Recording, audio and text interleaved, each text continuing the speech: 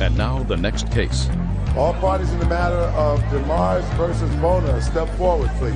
Food server Janice DeMars is suing her ex-boyfriend, computer technician Rockford Bona, for an unpaid loan to start a business.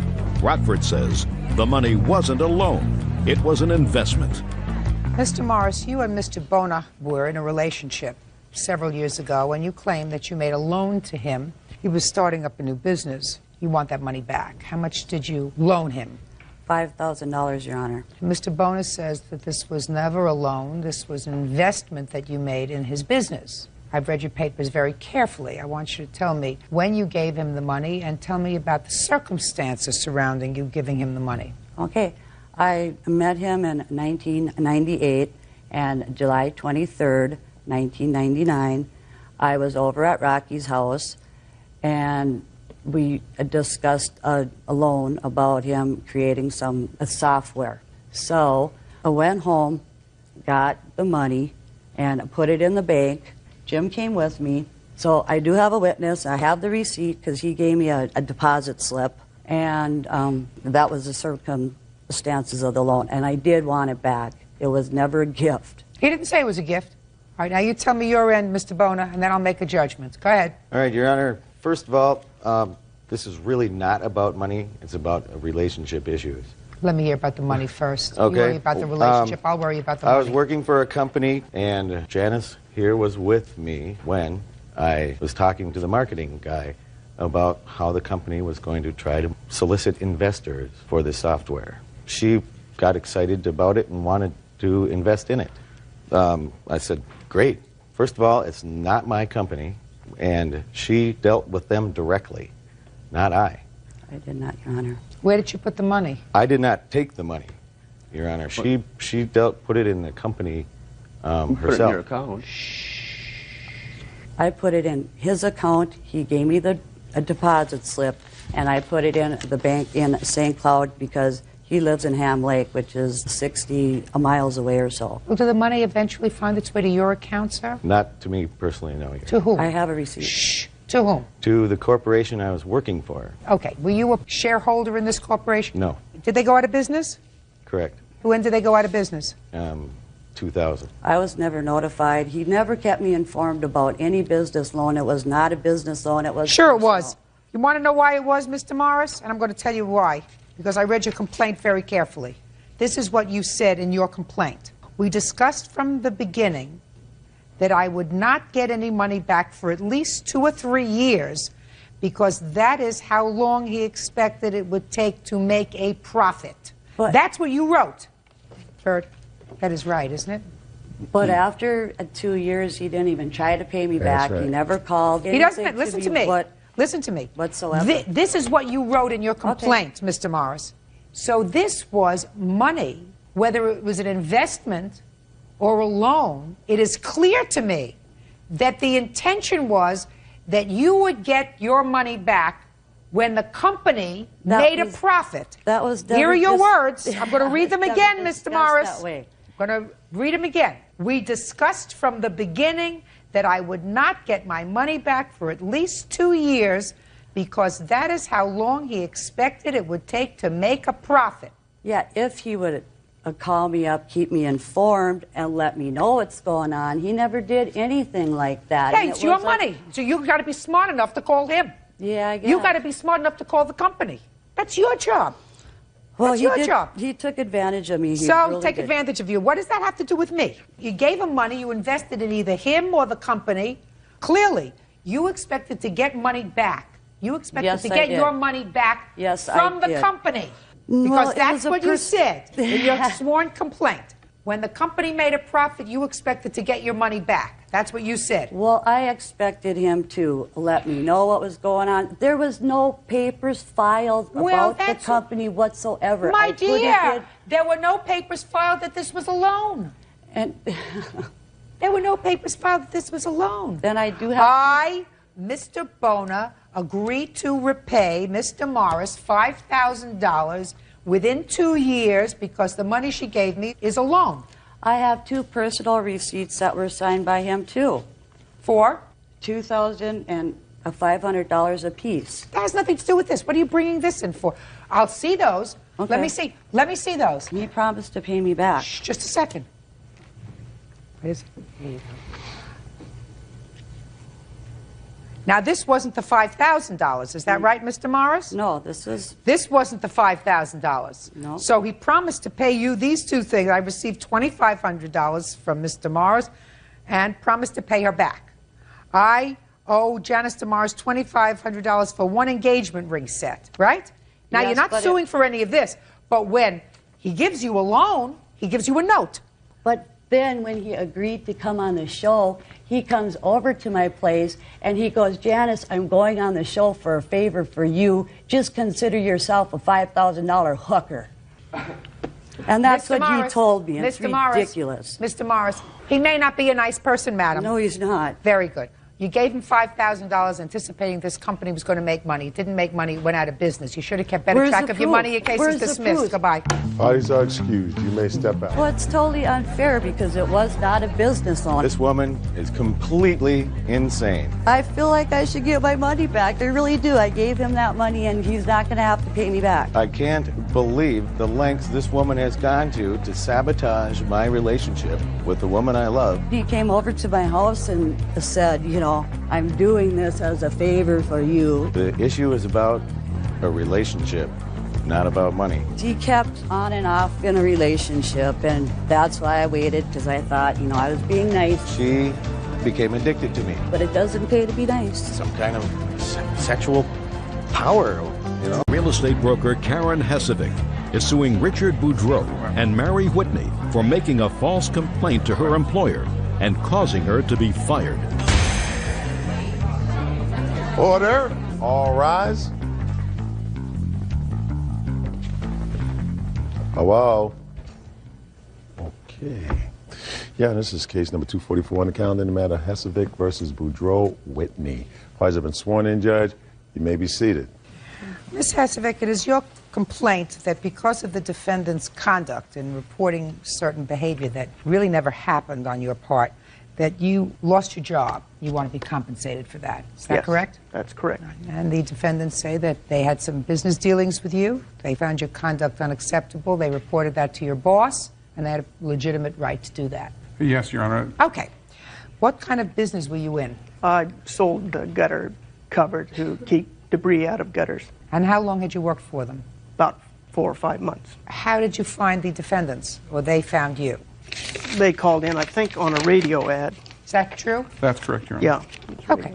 What happened that caused you to call and make a complaint about the plaintiff? Your Honor, basically it was just Karen's behavior. We were very interested in the product. It looked very good. And I expressed to her in the beginning. Tell me what the product looks like. It's actually a sheet metal device that goes over your gutter to deflect the needles and leaves off the gutter and allow the water to go in. Awesome product. Anyhow, we were very interested in the product. Karen came out to the house. We asked her to do an estimate. She left me with a tape and a sample of the product. I expressed to her that I wanted my wife to see the tape because she wasn't home at the time. What date was that? I believe that was the Saturday, the 24th, I believe was that was Okay. the date, yeah. Anyhow, she expressed to me that she needed the tape back. It was her last tape. And I clearly understood that and promised her we'd get it back to her. My wife got home late that evening, didn't get a chance to view the tape.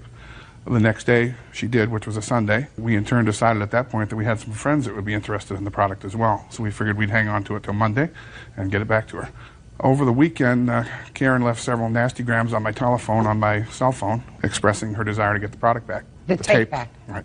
Come Monday, she made a phone call or two to the house, which my wife, Whitney, answered, and she can tell you basically what took place She called there. me on the phone. She called me on the phone and she says, I really need to get my tape back.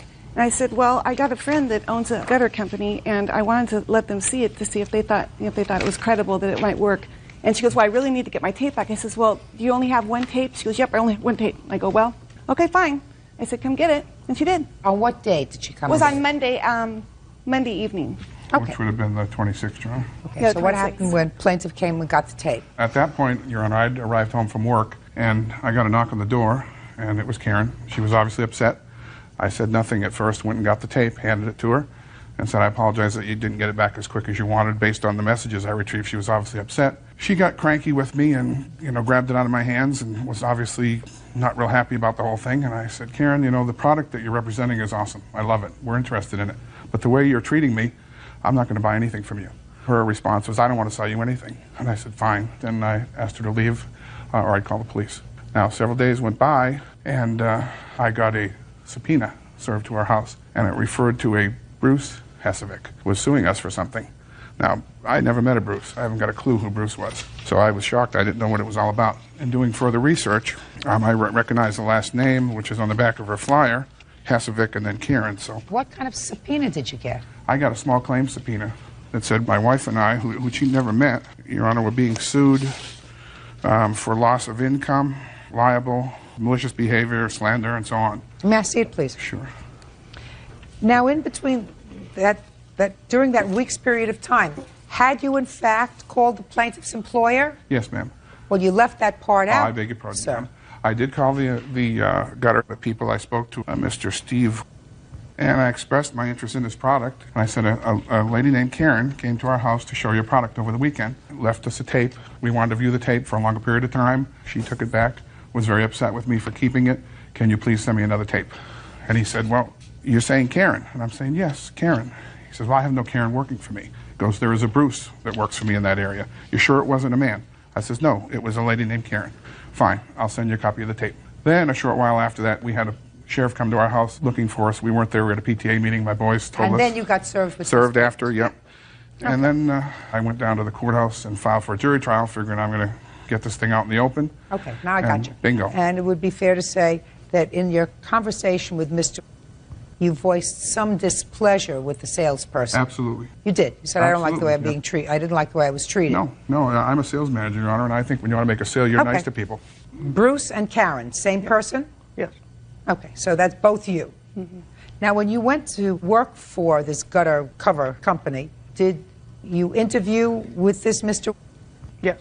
I actually did sales before I ever met him, and then... For the same company? Yeah, I was working for the previous franchisor, and he came down after that. I sold several deals before that. When you interviewed and worked for them previously, you worked for them as Bruce. Right. To your knowledge, did this Mr.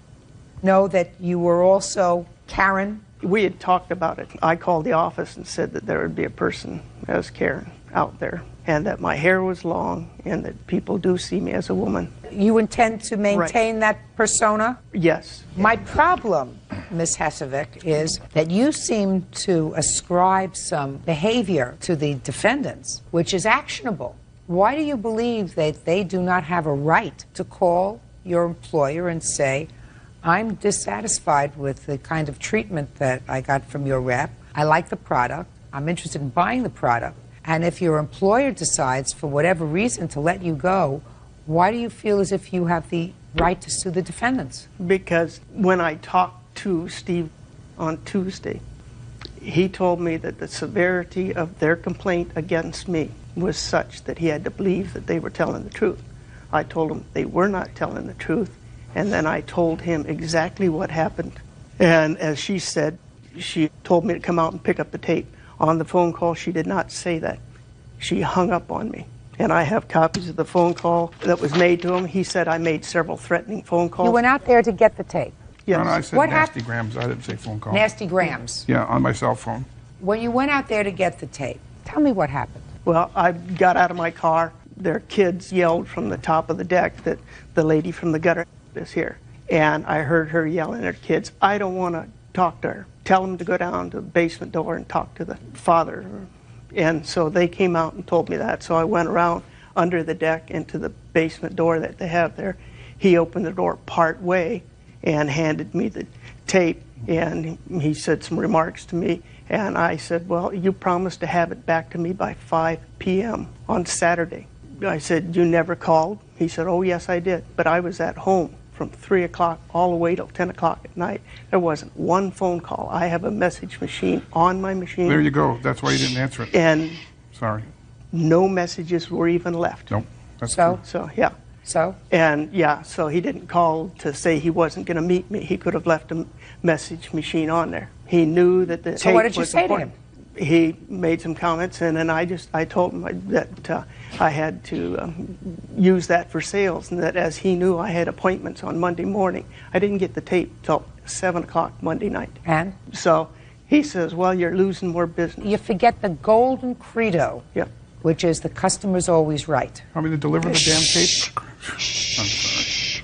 The customer's always right. Because you had a real live customer there. You had a customer who was really interested in your product. $6,000. Listen, I'm sorry. that's a hothead. Let me ask you this question. Why didn't you call Gutter and have them give you another tape? I had sent a memo up to him on Monday morning saying that I need another tape. Why didn't you go there? Oh, they're out of Seattle, and I'm in Portland, Oregon. Oh, so they have to send it to you. Yeah. Why did you wait until you were down to your last tape? I've only had one tape all the time. Well, that sounds like a not very good policy. What happens if that That's tape? all the company gives. Well, that's kind of stupid. Right, yeah. You don't have a cause of action, Ms. Hesvik. He has an absolute right to call the company and say, I don't like her attitude. I don't like the way she spoke to me. I was interested in your product. I'm still interested in your product. He's not trying to put one over on these people. He's calling and saying, listen, your lady who you sent out here was rude. She took off. She doesn't want to do business with me. I'm still interested in doing business with your company. Send me another tape and send me another rep.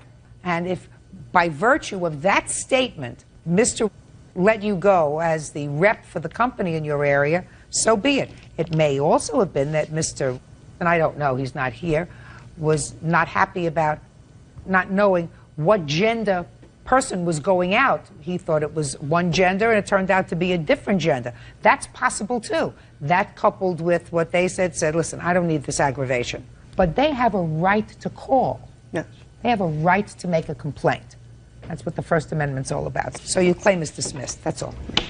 Parties are excused. You may step out. Basically what happened as a result of this individual not being honest. Some people can lie and get away with it. Honesty is the best policy. You know, she should have been honest, and she wasn't. And now the next case. All parties in the matter of Snyder versus Brooks. Step forward, please. 25-year-old hairstylist Jamie Ginsburg Schneider and her husband, Richard Schneider, are suing their neighbor, insurance agent Aaron Brooks, for destroying their entertainment system. The Schneiders say Aaron was watching their home while they were on vacation.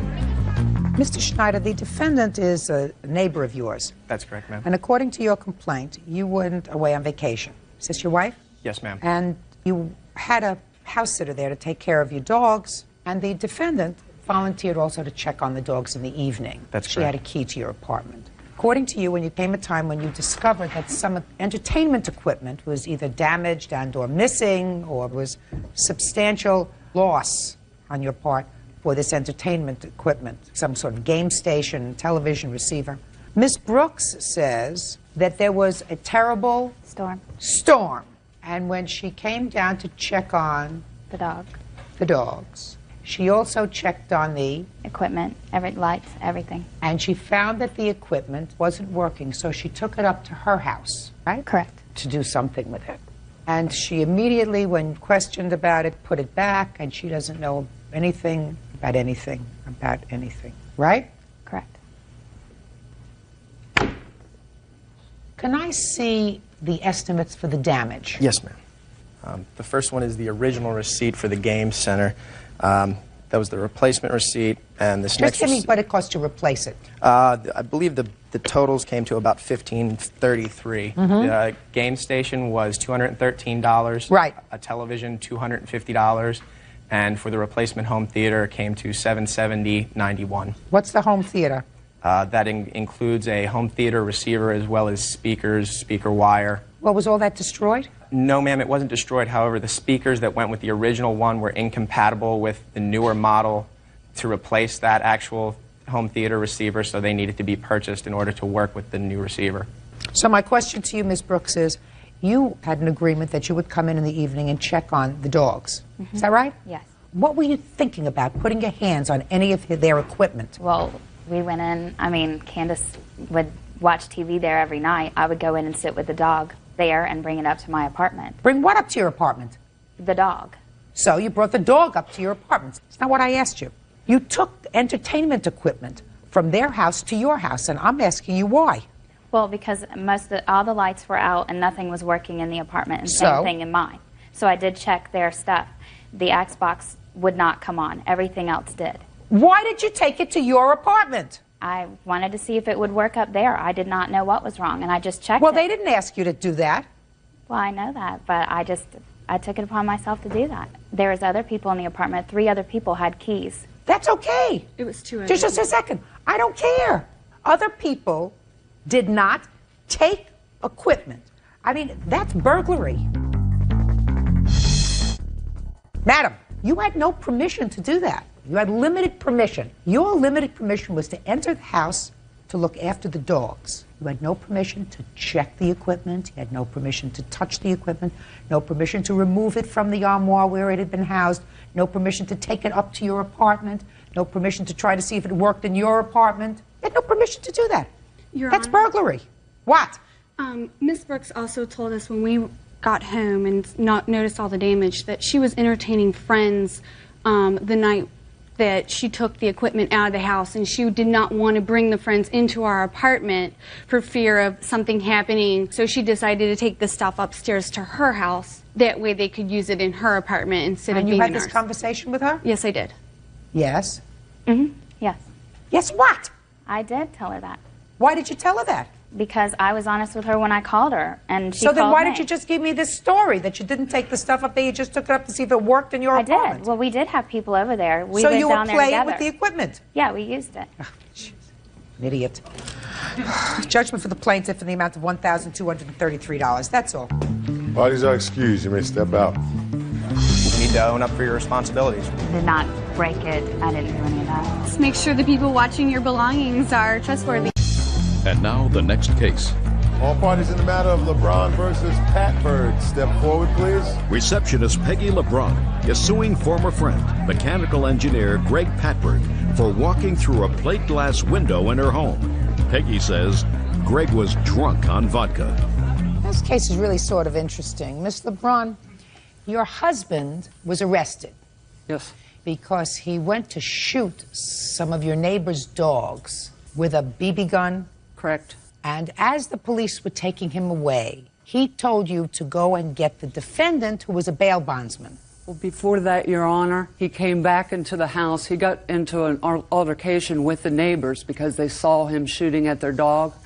He came back into the house and got a real gun and pointed it at the neighbors. Oh, so this time he pointed a real gun. Correct. Bottom line is, as the police were taking him away, he told you to go get the defendant, who was a bail bondsman. No, he knows bail bondsman. Or he knows bail bondsman. So what did you do? Where did you go to get him? He lived right around the corner from our house. So according to you, you went and you got him and you invited him over to your house. Correct. And he sat there all day drinking vodka and orange juice. And he got drunk and proceeded to break a plate glass door in your house. And you want him to pay for the door. Yes, That's ma'am. what this case is about. Do you understand? I heard it. I just don't. All right. Now, Miss LeBron, I have a couple of questions for you. They take your husband away, you go around the corner and you get Mr. Patberg. And what do you say to him? I said that my husband was just arrested and that he wanted me to come get him because he knows bail bondsman. And he said, okay, I'll come to your house? Correct. Now, did he come back to the house with you? Yes. What time of the day or evening was this? Was early in the morning. Now, when he got there, what did he say to you? He called a bail bondsman. And did he make arrangements? Well, they had to wait until my husband was processed. Now, where did he get this vodka from? I don't remember exactly where he got it that day. I'm but talking he about always, that day. That's the day that he... He always drinks vodka. No, I understand. I don't understand that he always drinks vodka. I'm talking about that day. That's the day when he broke the door. You say he sat in your house all day. Mm-hmm. Until what time? Until after my husband was brought back to the house later that night. So he was drinking all day? Correct. Whose vodka was he drinking? His own. I don't drink vodka. So he brought the bottle with him? He would have had to have. Where'd you get the vodka from? I believe we went out later in the day and purchased it. What do you mean you believe? Well... Shh! What do you mean you believe? You Well- got drunk. That was clear. That's what she says. That's what you say. Yes, that's correct. And you were drinking all day? No, I was not drinking all day. A part of the day? A part of the day. Where did you get the vodka from? Is my question. From the liquor store. Where was the liquor store? Well, less than a mile away. How did you get there? Peggy gave me a ride. Did you give him a ride to the liquor store? I could have. I have before. Were you drinking too? Not vodka. I don't care what you were drinking. Were you drinking too? Beer. So you don't remember whether you gave him a ride to the store? You could have. I could have. Let's say you did. Miss LeBron, you allowed him to get drunk in your house. What do you want from me? Should have said, take your vodka and go home. You're lucky he's not suing you for almost killing himself going through your plate glass door. This is a very easy lesson. If you allow someone to become inebriated in your house, and in this case, you don't even remember because you were probably so looped yourself, you don't even remember getting in your car and taking him to the liquor store. But if you permit him to get so drunk in your house that he staggers through a plate glass door, you are responsible. Totally responsible. You're not supposed to furnish a place where somebody can get so intoxicated that they can hurt themselves, certainly not cause damage to your place. They cause damage to your place. You pay for it. Goodbye. Parties are excused. You may step out. Judge Judy. He got drunk and fell through my sliding glass door and broke it. I'm not denying that I broke the door. I broke the door. Figured he would take some responsibility for his own actions. I did try and take responsibility for the door. He hasn't lived up to his responsibility at all. I went to the store, purchased the plywood, and at least put plywood in replacement of the glass. It wasn't because I was inebriated. I don't drink and drive. 25-year-old student Melanie Johnson is suing her ex-boyfriend, Mason Tony Wendling, for the return of property and for unpaid credit card bills. Tony is countersuing for damages to his car and for ruining the slipcovers on his couch. Order. All rise. Now, this is case number 360 on the calendar in the matter of Johnson versus Wendling. Parties have been sworn in, Judge. You may be seated. Miss Johnson, you and the defendant lived together for a brief period of time, is that right? That's correct, Your How Honor. long? 3 years. According to your complaint, when he put you out, because he put you out of the house that you had been sharing, he kept certain property of yours. The property was a washing machine that had been given to you by your mother. That's correct. And in addition to that, you claim that he owes you for some credit card bills where he used your credit card several $100s worth. He says that you can have your washing machine back, but you have to give him the $250 that he put into the washing machine. In addition, he says that the only thing that he charged on your credit card was a $60 pair of shoes. The defendant has a counterclaim. He says that you damaged his car at some point and that you shrunk his slip covers when you washed them because you were a poor laundress. Is that right, sir? Yeah, she don't know how to do laundry. Well, that's unfortunate. I'm sure she has attributes other than laundry. Yeah, she does. Good. So get over the slip covers. Now, when did you stop living together? It was August the 5th, the day after the Brickyard 400 in Indianapolis. All I heard was August the 5th. The rest of it I didn't hear. Oh, I'm sorry, August the 5th. Did you say anything after that? Yeah, I said it was the day after the Brickyard 400. That's how I remember, but that's really not important. August the 5th. Mr. Wendling, I'm going to get you a counterclaim first because I like to dispose of things in a neat way. The slip covers she laundered when? In July. It was right before August 4th. But you were still living together when she did the laundry, and she Yes. laundered the slip covers. Yes, ma'am. And she didn't do that on purpose because she was angry with you. She just laundered the slip covers. No, she didn't. I asked her not to do it. I told her that if she did wash it and dry it, that it would shrink and you wouldn't be able to put it on there. Okay. And she did it anyway. Now, when was the damage to your car? The car was damaged on November 4th, Of 2001? 2002, day before voting day. I thought you broke up in August. We did. We have kids together. Just August 5th, 2002, you broke up. So you mean the car was damaged after you broke up? Yes. Really? What happened to his car? Well, he claims that I No, drove you it. tell me. Don't tell me what he claims. I didn't damage his car. I took it down to the gas station and came right back and did What no were you damage doing to driving his car? I asked him if I could drive it. My car was in the shop, so he said that it was fine to drive his car. No, that's a fib. That's a fib that you're just telling me, Miss Johnson. I don't like when you fib to me. Can I tell you how it happened? Sure. I tend to believe you, Mr. Wendling. Okay, on November 4th, day before she goes to school, Mondays, Tuesdays, Wednesdays, etc. We have a 2-year-old boy together. Plus, she has a 4-year-old son from her previous marriage. I go over to her house because I just don't like anybody to babysit my son. Tell me what happened with the car. Okay, anyway, make a long story short, the day of the 5th, we were arguing about the washer before she went to school. I didn't want my son to hear us arguing. We went out there, she kicked the quarter panel on my car, which she gets mad and crazy all the time. So anyway, that didn't matter to me. I went back in the house. She went to school. Me and my sons went to sleep. I'm a block mason, and I work real hard every day. You went to sleep? Come on. Yeah, I went to sleep on the couch. Let's get to the She car. came home. I was asleep on the couch, got mad, tried to wake me up. Her car was not working. She took my car, took it to the store. When she brought it back to her house, there's bumpers that separate the grass from the concrete. They're about this high. I have a Firebird. They're low to the ground. She ran up on I've done it myself. Okay, and I have You pictures. go over and it goes over fine, but when you try to pull back, everything comes off the car. Is that what happens? Yes, ma'am. Okay. Is that what happened? Yes. So wasn't that easy? Well, I didn't kick his car. I'm not talking about kicking it. Wasn't it easy just to say, that's what happened? I went over a bump. Yes, but and when I didn't pulled kick back, his car. I don't want you he's to not, think I'm just a vindictive. second. He's not suing you for kicking his car. He says that you took the car, you went over a bump, you pulled back, the bumper came off the car, right? And you did that. Yes. How much is it to fix the bumper? $1,930. What year Firebird is this? 92. Oof. Let me see the estimate. Here's a picture of it. And the estimate.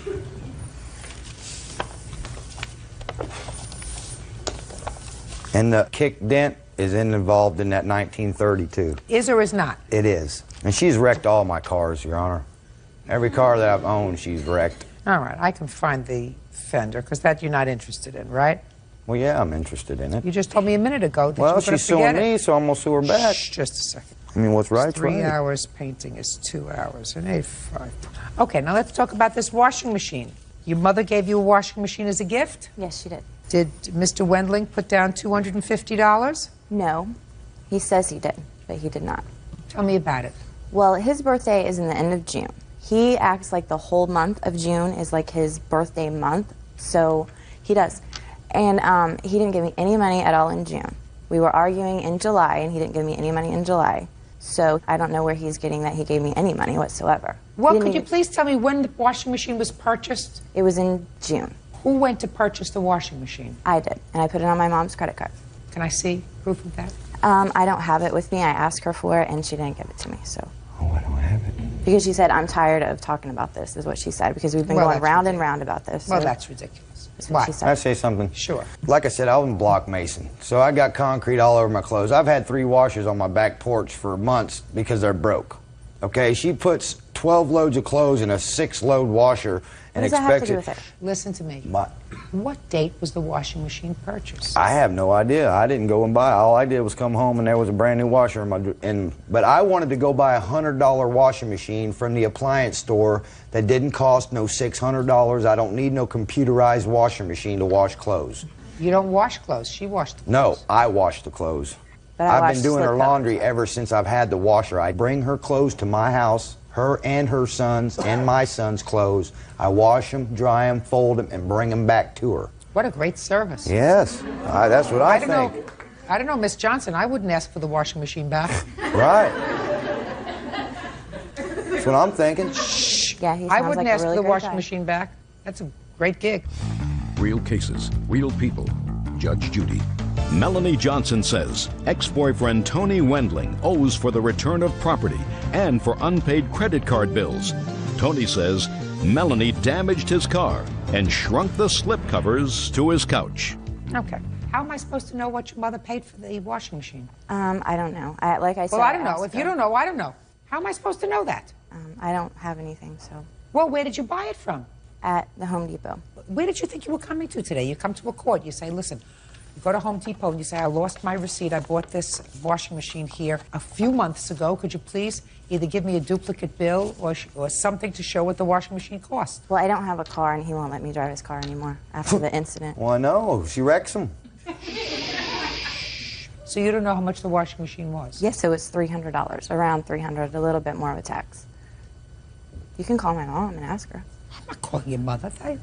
When you come to court, you're supposed to prepare your case. You say that he put things on your credit card. Where are the bills for that? I don't have that either.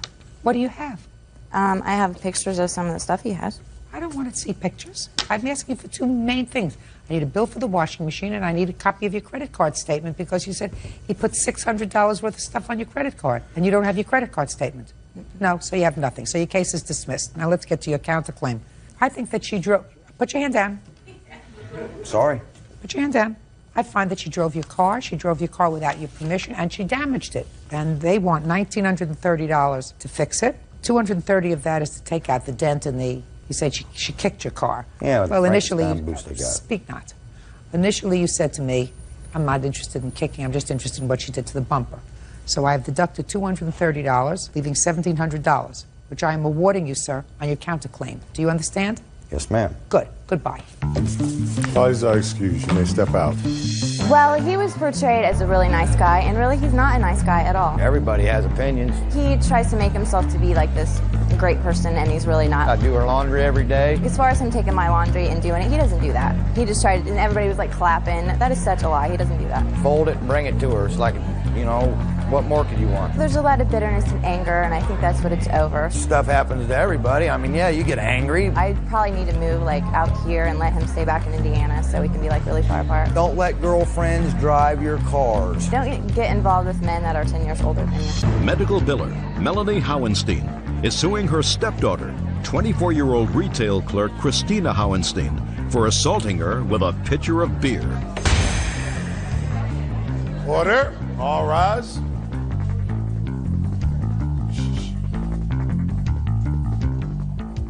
Your Honor, this is case number 425 on the calendar in the matter of Howenstein versus Howenstein. Parties have been sworn in, Judge. You may be seated. Folks have seats. Ms. Howenstein, the defendant is your stepdaughter. Correct. Is your husband here today? Yes, he is.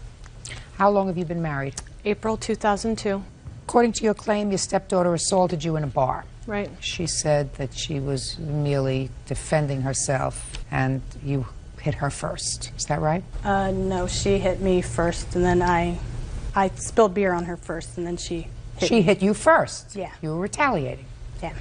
How long did you know her father before you married? About 3 years. Did you get along with the daughter? She's the one that introduced us. Really? Yes. Well, at what point did the friendship with her become a negative? Probably right after we got married. She realized that money was going to stop, that Dad was going to stop bailing her out, and that was my fault.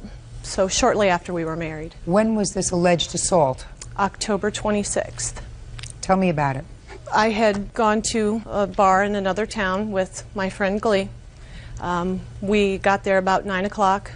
Approximately 9:30, the defendant and a girlfriend walked in. All night long, they proceeded to flip me off and very immature and childish. About 11:30, I told my friend she had a cell phone. I said, go call my husband, tell him I'm ready to go home. She comes back from the restroom. She said, he'll be here in about a half an hour.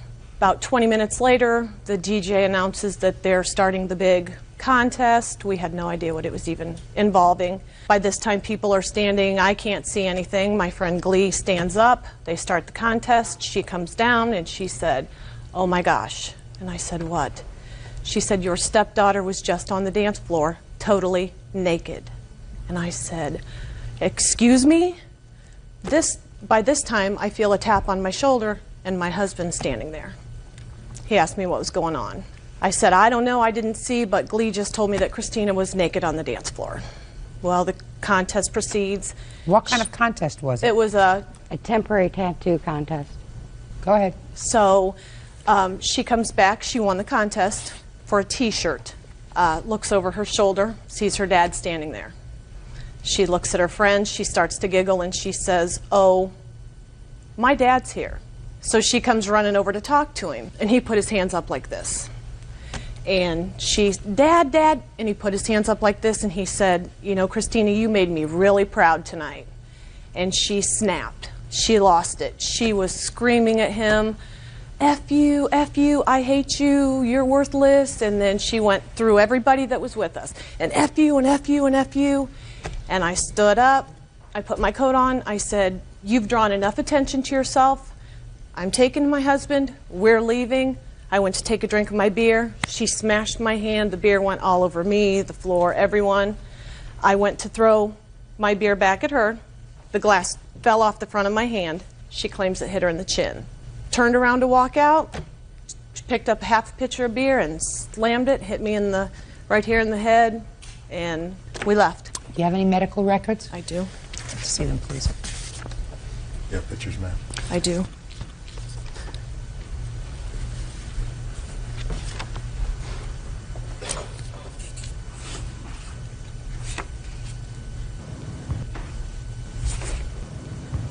What kind of work do you do? I work at Best Buy. I'm a laborer, and I work part-time as a bartender. How old are you? 24. Who do you live with? Myself. What time did you get to the bar on the evening of the 26th of October? It was probably after 10. Did you come there directly that evening from home? I stopped up at the bar that I worked at and met Jack up there, and then we went out there. Was there a contest that night at the bar? Yes, there was. Was it a contest where you had any part of your clothes off? The answer is either yes or no. It's very easy to find out. All I have to do is call the bar. The answer is yes or no. Yes, I had my clothes off. Would it be a fair statement that in order to get what appears to be, a reasonably intelligent young woman on bar dance floor, have her take her clothes off, she would have had to be a little bit drunk? Yes, I was. That would be a fair statement? Yes, I was. Had you ever done that before? No.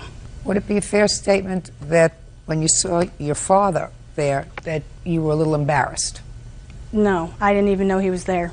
I said when you saw your father there. No, I wasn't embarrassed. Not at all? No. Then you would have had to have been really drunk. No, because it has nothing to do with him. It's me, not him. So I'm not embarrassed by it. I did what I did. I can't take it back. But you wouldn't have done it if you weren't drunk? Probably not. Your stepmother was injured as a result of you hitting her on the back of the head with a pitcher. And it's clear to me that you started it. Somewhat, yes. Because even according to you, you spilled beer on her by tapping her glass. I didn't tap her glass. I picked someone's beer up off the bar and threw it on her. I wasn't. Oh, okay. There was even worse. But even worse. It was just the beer. I didn't throw the glass at her. Even worse. Okay, what it is. You started it. And according to these photographs and the medical records, you finished it. And if you can't control your liquor, don't drink. Period. Because if you think that most normal people would say that a 24-year-old intelligent young lady who is self-supporting, works 2 jobs, lives by herself, whether that it's reasonable and normal behavior for her to get up in front of a whole bunch of strangers and take her clothes off is normal behavior. I'm telling you it is not. Not normal behavior, is it? Not in my book. Not in mine either. Coming up on Judge Judy. She accused my dad of sleeping with my best friend, and I said something to her about it. She dragged me outside with her and my dad and told me that my dad called me a worthless, good-for-nothing person. That's why they won't have another kid. And later today, you started sending her letters that you wanted your money. She said, "You're not my lawyer." She recognized me as her lawyer. And did you recognize him as your lawyer? I never spoke with him. Real cases, real people. Judge Judy. Melanie Howenstein says stepdaughter Christina Howenstein assaulted her in the middle of a nightclub. Melanie says Christina was so drunk she got naked on stage. What kind of problem do you have with her? I've really never had a problem with her. We got along fine. Then we've been having a shaky relationship for 3 years since they've known each other. Why? I don't have any idea. I have no clue whatsoever. We got along for 10 months. I was happy that they got married. I don't care that they're married. That's their life. I have nothing to do with it. I don't want them divorced. My father said they were going to get divorced because of this whole situation, and I told him not to because I don't live there. It has nothing to do with me. Good. Perfect. No problems, but I don't know. This whole thing has been building up and building up. Like her birthday, she accused my dad of sleeping with my best friend, and I said something to her about it because she does it all the time. And I guess that irritated her because she dragged me outside with her and my dad and told me that my dad called me a worthless, good-for-nothing person. That's why they want to have another kid. So that's why they what? They want to have a kid together. So that's why they want to have another kid, is to make up for me being a bad seed. So. Well, that's a ridiculous statement. Listen, try to get along with each other. Life is very short. If you're not best friends with your stepmother, be cordial with your stepmother. Where is your biological mother? Not in the picture. Not for a long time. So you have no contact with her? I see her probably 3 times a year, if that. Okay, you had more of a relationship with your father? Yes. Well, don't throw that away. In any event, you're responsible for these medical bills that she had to pay because you started this argument physically. You ended it physically. She was injured. The medical records are clear. You owe $941. Judgment for the plaintiff. That's all. Parties are excused. You may step out. It was just a temporary tattoo contest. Just no big deal. Just me out having fun doing what I like to do. There was problems long before I was involved, and she needs someone to blame it on, and I guess I'm the easy target. My father and I do not talk anymore. Even if I'm not involved, I think he needs to have a relationship with his daughter. I want nothing to do with her. I'm not going to talk to him because it'll get back to her about me saying stuff, and it's all going to get twisted around like it has been in the past, so I'm not even going to bother. And now the next case. All parties in the matter of Mason versus DeRose. Step forward, please. 17-year-old pharmacy technician Mark Mason is suing former schoolmate, 18-year-old Michael DeRose, for selling him phony tickets to an Aerosmith concert. Mr. Mason, it is your claim that the defendant sold you some tickets. They were concert tickets, but they were tickets that permitted you to go backstage. That's correct, Your Honor. And you paid how much for those tickets? The total ticket cost for 4 tickets was $220. And according to you, Mr. Mason, when you got to the concert, you couldn't go backstage with those tickets. Somebody told you that they were bogus. Is that right? That's correct. Mr. DeRose says he never sold you real backstage tickets. They were laminated memorabilia tickets. Novelties, yes. Novelties. And he told you that. Yes, and they were not tickets, Your Honor. They were just backstage passes? They were laminated passes, yes. So these passes that he sold you did not enable you to go into the concert. Is that right? Well, when we talked to Michael about it, he informed us that, first of all, he did tell us that they were real tickets. Just a second. Sure. Could you answer my question? I'm sorry. Were these just to permit you to go backstage, or did they permit you to get into the concert as well? They were all access passes, so you're allowed to go anywhere on the grounds, including into the concert. Okay. For 4 people, $220? Yes. Now, what concert was this? It was an Aerosmith concert that was to take place at the Connecticut Meadow Centers in Hartford on September 5th. And how did you know the defendant? I went to school with him last year. I had a couple classes with him. And How did you know he was selling these tickets? He had sold them previously to people, and it was just sort of known that he said he had a connection at the Meadows Theater, and he could get backstage passes to concerts. Do you have those tickets with you? No, when we got to the concert grounds, all 4 tickets were confiscated at the gate. Did you get to see the concert at all? No, we were escorted off the grounds. Now, gave $220 in cash? Yes. You don't deny that you got $220 in cash? Oh, yes, I do deny that. I actually How have much did you receipts get? here, if you'd like to. How much did you get? I got around $40 at the most. They were $5 each ticket without the name on it, and $7 with, plus the shipping and handling. Let me hear you, sir. When we originally approached him, he said that the tickets were $50 each without names on them and $60 each with names, and he did not charge us shipping and handling. You got them from him directly, hand to hand? Yes, that's correct. He delivered them to my place of employment, which is a pharmacy that I work at with Lisa over there. Mr. DeRose, I believe him. So let's move on from there. Your Honor, Okay? this is- I believe him. I have documents here. Oh, let me see. Okay. Maybe I'm wrong. Let me see what documents you have, sir. Marcus and I were both in Cisco Laboratories, and Just a minute. okay. The top copy is the receipts that I paid for through PayPal. Just a minute. Okay. I wish I understood this PayPal. Can you explain it to me, Bird? PayPal is basically, it's just an online ordering system. You drop money in your bank account or credit card, and it goes directly right through there to the person's email, and it gets dropped into their bank account right away. So it's instantaneous. What he said. There you go. What he said. Whatever happened to you have a checkbook in a little... Your Honor, that takes time. This is instantaneous. Sorry. What happened to those checkbooks? You know, you write a check and then you write something on top and you say check number 1, 2, 3, 4. It's basically an online Right. check. Sorry. We're talking here. I don't want to interrupt. Is that what you use? Those checks thing? Yeah, I still use checks for the Yeah, most I part. still use checks.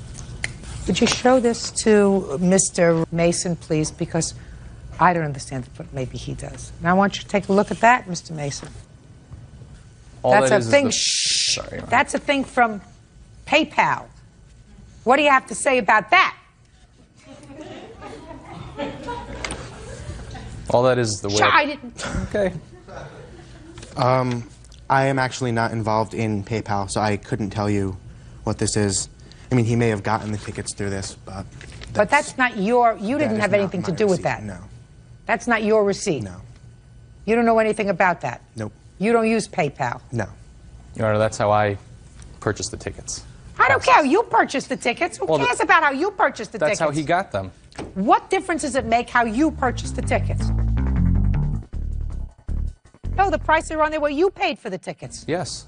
Not what you charged him for the tickets. Well, also you have the eBay listing for the passes. What difference does that make? On there it says these items are novelties.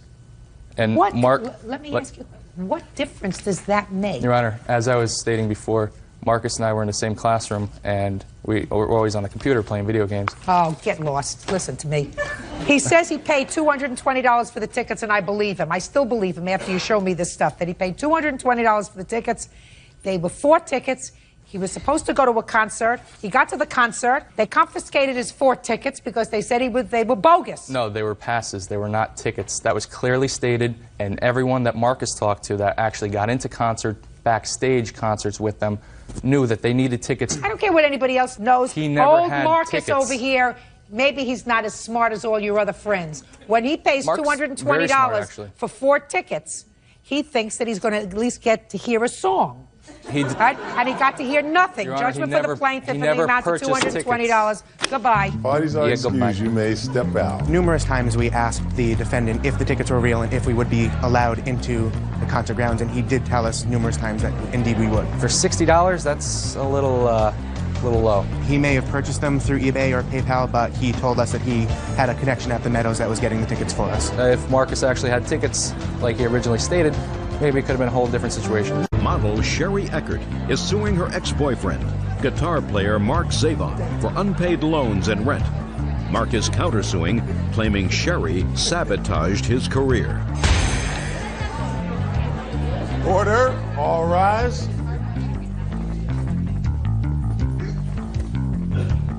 Bless you. Your Honor, this is case number 380 on the calendar in the matter of Eckert versus Zavon. Parties have been sworn in, Judge. You may be seated. Miss Eckert, you and the defendant lived together for a period of time. You claim that you loaned him some money during that time, and he owes you a month's rent because when he left, he didn't give you notice, and pursuant to your agreement, he should have given you a month's notice. Mr. Zavon says that he did borrow some money from you, not as much as you are claiming, and he would have paid you back, except that because of your actions, he lost his job, he had no way to pay you back, and that you kept some of his personal property, and he has a counterclaim. When did you live together? From when to when? April 18th, 2001 to November 2nd, 2001. Now, what were these loans for? Actually, he was behind on some bills, and he had asked me to pay them for him, and I agreed as long as he signed something saying that he would pay me back, which he did. Let me see what he signed.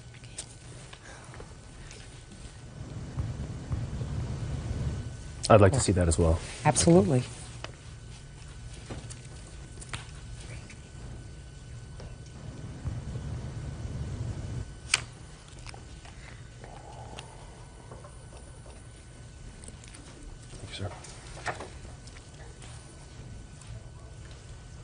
It seems as though it's been changed. It has been changed to less than it was. Okay. If you look very carefully, it's been changed to, I looked at that myself. It's been changed to a lesser amount. Those not aren't a my great, initials, by the way. That's your signature, however. I've That compared is it my with the signature. signature on the answer. That is your signature. It is. So now you remember signing that agreement. I did, Good. Now may I have it, please? but not for that amount. No, not true, sir. Because the original amount on this was some $1,500 and some odd dollars, and that was changed because the Sprint bill was not $200 and some odd dollars, but only $115. So it was reduced. You see that? It was reduced, not increased. Okay. Perfect. Okay. You signed it. How much of this did you pay? At the time, I wasn't able to Not pay. at the time. At any time. How much of this did you pay? $400. Okay. Is that how much you paid back? He paid back $350. All right, he said 400. You have proof of 400? Yes, I do. I have canceled checks. I also paid in money orders, and I don't have the receipts for those. Okay. But I'll be honest and say he did pay me $350, even though he doesn't have the proof of that. Okay. $1,130. That's what's left. Correct. On the debt. Mm-hmm. And You're suing him for $2,028. Explain that to me. Actually, on the lease agreement he signed, it says that he must give me a 30-day, 1-month notice prior to moving out. And when Did you have a roommate before he moved in? His friend actually moved in at the same time, and they both had the same agreement. I asked you a question. I want you to give me the answer. Did you have a roommate before he moved in? We all moved in at the exact same time, basically. Are you still living in the same place? Yes, I am. With whom? I have roommates now. Okay. Now, you left, sir, November 2nd, Yes, that's correct. 2001. Does your lease agreement provide that you give her 30 days' notice? Yes, it does. Did you? No, I did not. Why?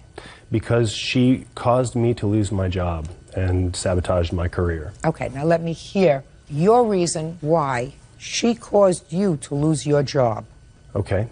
At the time, I had a job, a regular job, as a guitar player in a successful rock band. We were touring and we were on the East Coast, and I borrowed the money from her because our singer had an accident and broke a rib.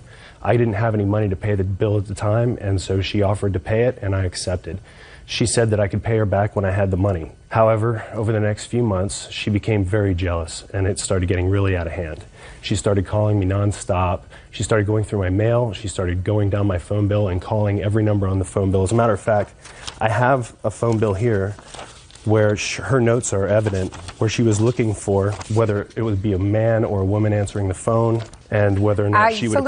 I still don't understand how she caused you to lose your job. She was very jealous, and so when I was out on the road touring with a rock band, there are inherently situations that arise where women can get crazy, and she was aware of this, and she became very jealous, and she wanted me to come back to Los Angeles really bad. So what she did was she started to call the singer's wife. Did you call the singer's wife? She's a close friend of mine. What kind of conversation did you have with her? I asked her if she had heard from her husband because Mark hadn't called me in a week, and he was my boyfriend at the time, and I was very concerned and worried because I had just gone through his pants pocket and found a phone number from a girl, which I called, who is a dancer, a stripper in New Orleans, and I spoke to her on the phone, and she did confirm, you know, that she had been talking to Mark, and she actually forwarded me the emails that Mark had sent her. So it did actually confirm that he was Okay, so what did you cheating on me. call this woman for?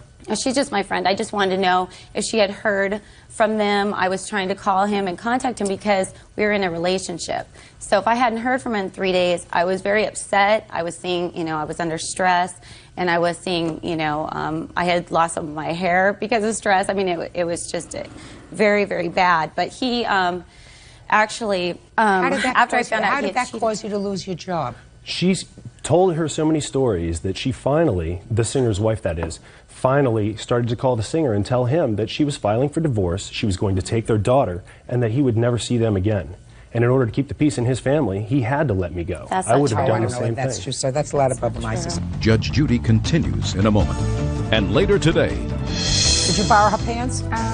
Don't tell me I don't want to hear Yes, I borrowed them. All right, now, when did your cousin borrow them? Yeah. Oh, God, give me strength. real cases, real people. Judge Judy. Sherry Eckert says ex-boyfriend Mark Zavon owes for rent and for unpaid loans. Mark says Sherry is holding his belongings. All right. You all moved into this apartment together? Is That's that correct. right? And each of you were to pay $500 a month? That's correct. Each? Yes. Okay. So he owes you $1,630. He didn't give you a month's notice. That's so far. You have a counterclaim, sir, for $5,000. You claim that she caused you to lose your job. That's correct. That would be the reason that you just gave me, that you called the singer's wife and complained and told her a whole bunch of stories. Which, Yeah, he was very happy. Excuse me. That the singer is not here, the wife is not here. That is correct. Okay, so that's all hearsay. That's somewhere out here that I don't hear. All right, now the next thing that you're counterclaiming for is personal property that you say that she sold at a garage sale. What's the nature of the personal property? Well, it's basically things like a mountain bike, camping gear, grill. Why didn't you take that with you when you moved out?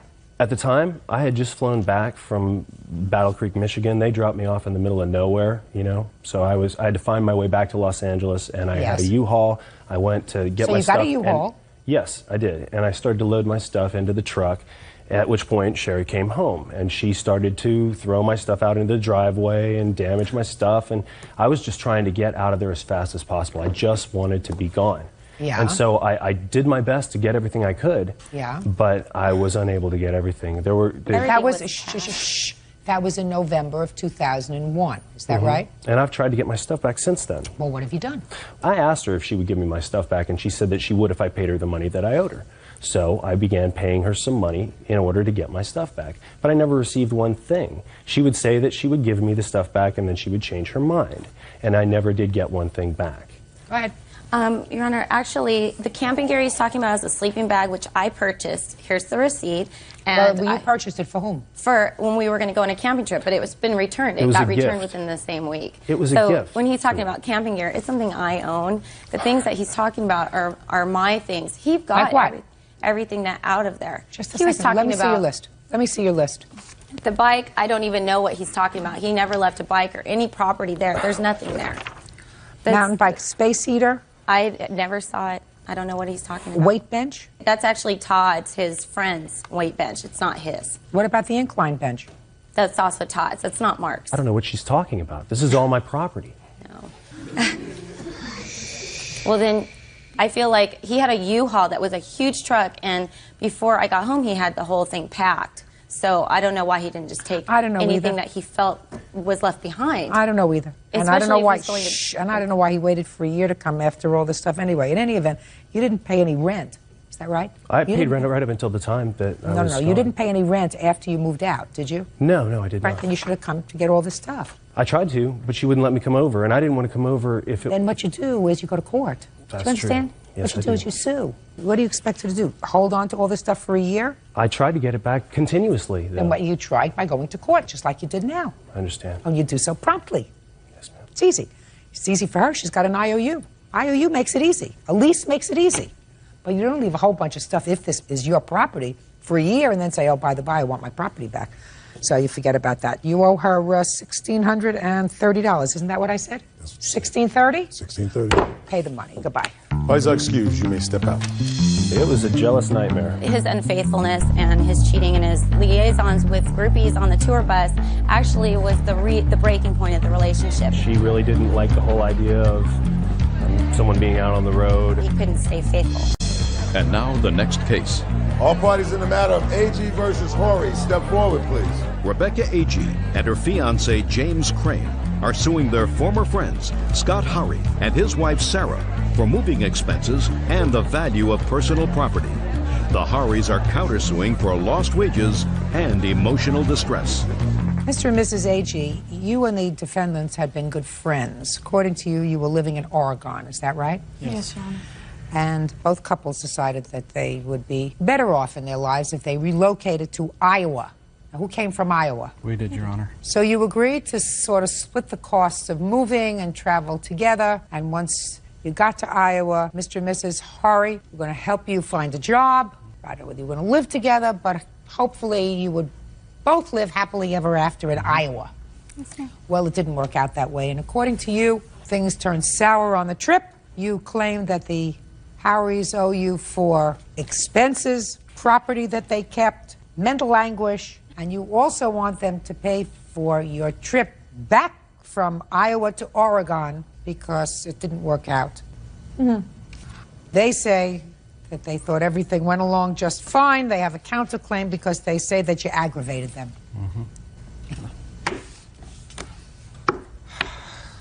Breathe. Breathe. All right. Let me hear it succinctly. We thought that they were really good friends of ours when we met them. We moved into 10 Mile, Oregon, and they were our neighbors, and we invited them over many times for everything. Let's cut to the chase. You decided to move to Iowa with them. We moved to Iowa with them. When we got to their home in Iowa, they were rude to us. They put us in a small room with 2 cat boxes. I also have he's almost 8 months old now, my son. When we got there, we had no money. They were supposed to pay us for half of the U-Haul. Which was how much? $117.50.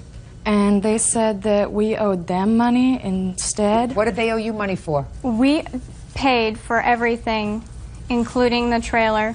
We agreed upon that we would also give them a place to stay, give them a job, and we did all of that. Above and That's not beyond, true, Your Honor. when they had reached Colorado, when they ran out of money, I had gone. They up- ran out of money in Colorado. Yes. Yes, Your Honor. His parents helped them out to get gas, and they came up to Wyoming And met finally us where and we were met us supposed to there. meet. Did you need to borrow some money from his parents? That's easy to find out, so just answer my question. Yes. Yes, ma'am. And how much money did you take from his parents? Somewhere around $30. You mean the two of you were traveling with a new baby with absolutely no money? Now, wouldn't it have been more prudent to stay in Oregon and save a little more money? Save $500, $1,000. Save it up so that you're not driving around with an 8-month-old baby with no money. We had the money, ma'am. We ended up paying for the U-Haul. Mr. Hari paid for the deposit on the U-Haul. Are you saying $117? Is that what No. you're talking? That's how half much? of it. That's half of it. The full amount was $230 something, I believe. Yes. We would have had the full amount if they would have given us the money when we got there to make it all the way. You're just not following me. I'm sorry. That's a big trip to make. Yes, it I mean, is. unless things are so terrible in Oregon that you weren't surviving there. We were hoping for a brand new start, something new.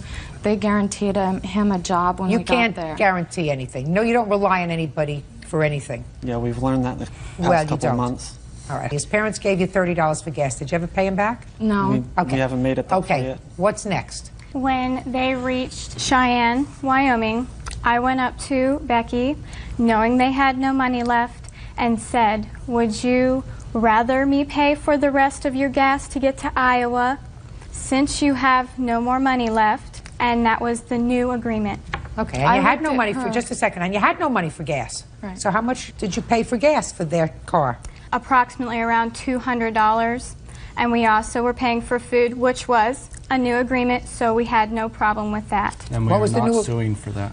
Okay, so it's clear to me you had no money. Yes, Your Honor. Because you had to borrow $30 from his parents. And how many days were you on the road after you borrowed $30 from his parents? Less than a day. Less than a day. And then you got to the house? No, we met in Cheyenne and we Okay. drove. How many days was it that were you on the lived road. in the house? We were there for a little over 24 hours. How much did you spend in gas? I'm trying to figure out if we've used up this $117. We have receipts, Your Honor. I'm asking you. From what point, Your Honor? I don't understand. From the point you ran out of money. We ran out of money in Longmont to How did you Iowa. eat? Who fed you? We stopped for food once with them.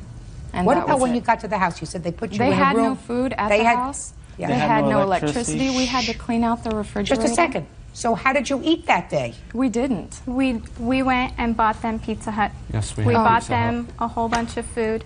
The very next day, we also went out and bought them a big barbecue to have food, and we provided their baby with formula. Does any of that sound right? You had no money. No, ma'am. How did your baby eat? I had formula for him when I Listen, left I'm not Oregon. bothering with this. We- They're not paying for your trip home. They're not paying for any of the moving expenses from Oregon to Iowa. They've already taken care of that. Now, you want to tell me what about the value of personal property you say they kept? What personal property did they keep? They pawned our television set and TV. What happened to their television sets? Yes, we did pawn it because she gave us every permission to sell all their stuff when they left, because they left and they had no intentions to come back, and she made sure that I Yes, kept we her did, Your green Honor. tub. She had a green tub full of personal belongings, like pictures, birthday cards, and stuff like that, that she had said meant so much to her. So I promised her and I swore to her we would not get rid of that stuff. And for 2 days straight, it was, what do we do with your belongings? That's the not first true, Your night, Honor. it was, he asked me I don't, how long I should we should keep it. the first night, I understand everything was in an outrage. She had said, I don't care what you do with my stuff, just don't get rid of my big green bucket. Now, how much did you sell the TV for? Somewhere around $80-some is what we got for it at the pawn shop. Okay. Now, let me hear your counterclaim. We're suing because, or countersuing because James had made threats to us, to our vehicles, and That's to not our true, Your home Honor. I don't want to hear when you everything from turned speaking. violent and he was starting to push his way around, and we had to have him escorted off the property twice. Your Honor. Our neighbors. When was that? It had to have been in August. I'd say around the 25th. And you haven't seen him since? No, we haven't. Shh, speak not. And you haven't had any contact with him in many months, is that right? Nope, not except for What through else? you. And loss of wages is all we're suing What loss for. of wages for what? We think it is a waste to be here. You should have said no. Yeah. What, no isn't part of your vocabulary? No. There you go. Somebody calls you and says, would you like to have your dispute resolved before Judge Judy Scheindlin? And you say, no, I'm sorry, I don't want to miss work. There you go. Okay. Right? Yeah. So you get nothing. Ma'am. Zippo. That's cool. Good. Cool. You get $80 for your TV. And go. Have a happy life. Goodbye. Party's not excused. You may step out. Everybody was all stressed out. It didn't work out. They don't respect other people's belongings. I feel that I've been disrespected. They don't respect other people. I wish we could have mended the friendship. They care only about themselves. I do believe in my heart that we're both good people. Homemaker Shelley Schmitz is suing Secretary Janelle Arneson for the cost of glasses, a CD, and pain and suffering. Shelley claims Janelle's child, 12-year-old Chelsea Mora, assaulted her daughter, 12-year-old Kayla. Order. Come to order. All rise. Now, this is case number 320 on the calendar in the matter of Schmitz versus Arneson. Parties have been sworn in, Judge. You may be seated. Young ladies, have seats, please. No, I think, Bird, we're going to have the two young ladies up and the mothers sitting down because the mothers really weren't involved in this. So I really have to speak to the girls. So why don't you two sit down? Tell me your first name. Kayla. And your first name? Chelsea. All right, let me just briefly summarize what this case is about. You two young ladies used to be good friends, is that right? Yes. And Kayla, you say that you lent a CD to Chelsea. She returned the CD scratched. And when your mother tried to get her mother to pay for the CD, there was all kinds of bad talking back and forth. And then you say Chelsea hit you, beat you up, broke your glasses, and your mother is suing Chelsea's mother to pay for the CD, pay for the glasses, and for a little bit of pain and suffering because you were really frightened. And Chelsea says that she was just defending herself, that she didn't start up with you really started up with her. That's what I gather from the papers, although girls didn't write out this complaint and answer. They were written by your mothers who really weren't there, who were only getting the stories from you. So since I am the truth machine, I will decide, and I will ask the questions because you know I will ask much more piercing questions than your parents asked you. Feet together. All right, Kayla. When did you lend the CD to Chelsea? September something, the beginning of September. Sometime in September. And when it was returned to you, it was damaged so that you couldn't listen to it? Yes. So what did you do? My mom asked me if I wanted to call Chelsea, and I had said yes. I called her, and Chelsea answered. She started getting in an argument because I had asked her if she would either replace it or pay me back so I could buy a new one. Okay. You remember that conversation, Chelsea? Yes. Well, tell me about it. She said, will you replace the CD because it was scratched in the And you said what? I said no because I didn't scratch it. Well, who scratched it? Hey, my friend. Your friend who? Haley. Where was the CD when it was scratched? In your house? No. Where was it? Haley's house. So then you lent the CD to Haley? Yes. With Kaylee's permission. Just Yes. a second. Tell me about how you came to lend the CD to Haley. I went over to Haley's house and she liked the CD. She said, can I borrow it? And I said, I have to ask Kaylee. And then when Kaylee was there, she said yes, and then I landed it over to Haley. Did she ever ask you if she could lend the CD to Haley? No, ma'am. No, she didn't. I don't believe that story that you just told me. See, that's number one. You only get a chance to lie once to me. Do you understand? Yes. Good. So, you had the CD, it was in your custody, it was damaged because either you damaged it or you lent it to somebody else, they damaged it, it's your responsibility, you take care of it, you buy her a new CD. Now let me hear about the assault and the glasses. Well, we were at our volleyball game, and Chelsea started by hitting and kicking the volleyballs out of my hand, and she would call me the B word, and I'd go to my bus stop, and I'd go to get on the bus, and Chelsea would have all her friends come up to say that Chelsea was going to punk me, and I didn't know what punk meant. Okay, just a second. So she's been bothering you. I want you to tell me what happened the day your glasses got broken. Okay. We got off the bus. Chelsea started walking. You were on the bus together? Yes. We got off the bus. Chelsea's bus stop is still a block ahead of mine. We got off the bus and Chelsea started following me. I got to the end of the crosswalk and Chelsea pushed me down to the ground. I got up. I started running to my friend Lynn's house on the corner. She wasn't home, so I went to go get out of the doorway and Chelsea punched me in my stomach. I fall to the floor and I got up. That's when I start running and Chelsea punched me again because I turned around to the side and she punched me in my side. That's when I was to the end of the driveway and gravel came up and hit me in my face and I had scratches all over my lenses and my lens was all bent. All right, now Chelsea, I want you to tell me your version of those events. You were on the bus together. Yeah, we was on the bus together. We got off. Look at me. We got off at the same street together. Now, is that the street you always get off at? Yes. Is that where your house is? Yes. Okay, go ahead. And I wasn't following her, actually. I was going over to Tanisha's house, and I did not punch her in the stomach. Just tell me what you did do, not what you didn't do. And look at me. When we went into this house, I pushed her. Why did you push her? Because she kept on saying, you're going to replace the CD and replace the glasses and stuff. No, you hadn't touched her glasses yet. Her glasses weren't hurt yet. You're following her and you said you pushed her. Yeah. And I'm going to ask you again, why did you push her? Because she kept on saying, you're going to replace the CD and stuff. So she's saying to you, you're going to replace the CD. So you pushed her. And what happened when you pushed her? She pushed me back and then we kept on pushing each other and then she fell on this couch. And how did she fall on a couch? Because she knocked on this lady's door and... She knocked on a lady's door? Yes. Now, in order to get to this lady's door, Chelsea, did she have to walk up a driveway? No. Did she have to walk up a porch? Yes. Had you ever been in that house before? No. Did you know who lived there? No. So she went up and knocked on the lady's door. Go ahead. What did you do? She told me to come in there, so I went in there. Who told you to come in? Kayla. Did that happen? No, ma'am. Of course not. Of course it didn't happen. Judge Judy continues in a moment.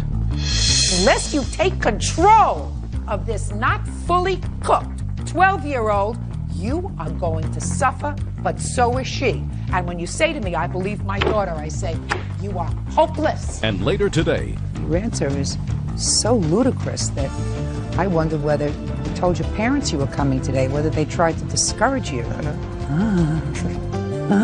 This is the youth of America. I want you to listen to this. This is not going to take long. Real cases, real people. Judge Judy. 12-year-old Kayla Schmitz says former friend, 12-year-old Chelsea Mora, assaulted her, breaking her glasses. Chelsea says Kayla started it. You push her. She pushes you.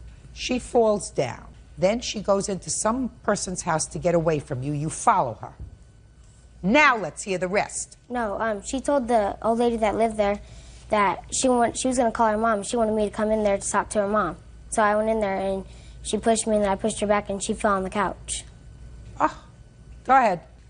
Chelsea had came in the house because I don't know why, but I went to go call my mom and Chelsea came in. Did you know the lady whose house that was? No, I didn't. I just started knocking on people's doors because I didn't want to get hit no more, but I went into this lady's house. She had let me in.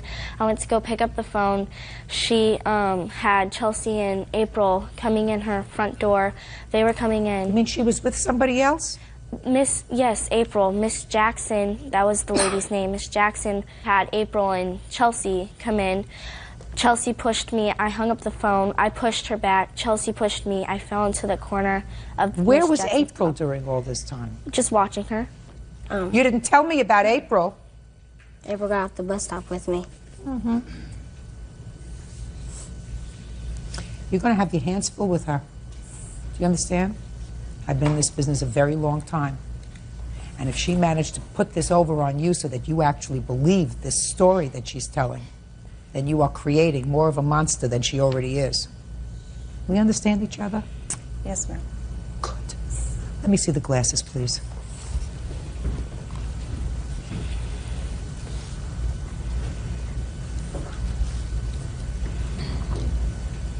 How much was the CD? About 20 bucks. Mm-hmm.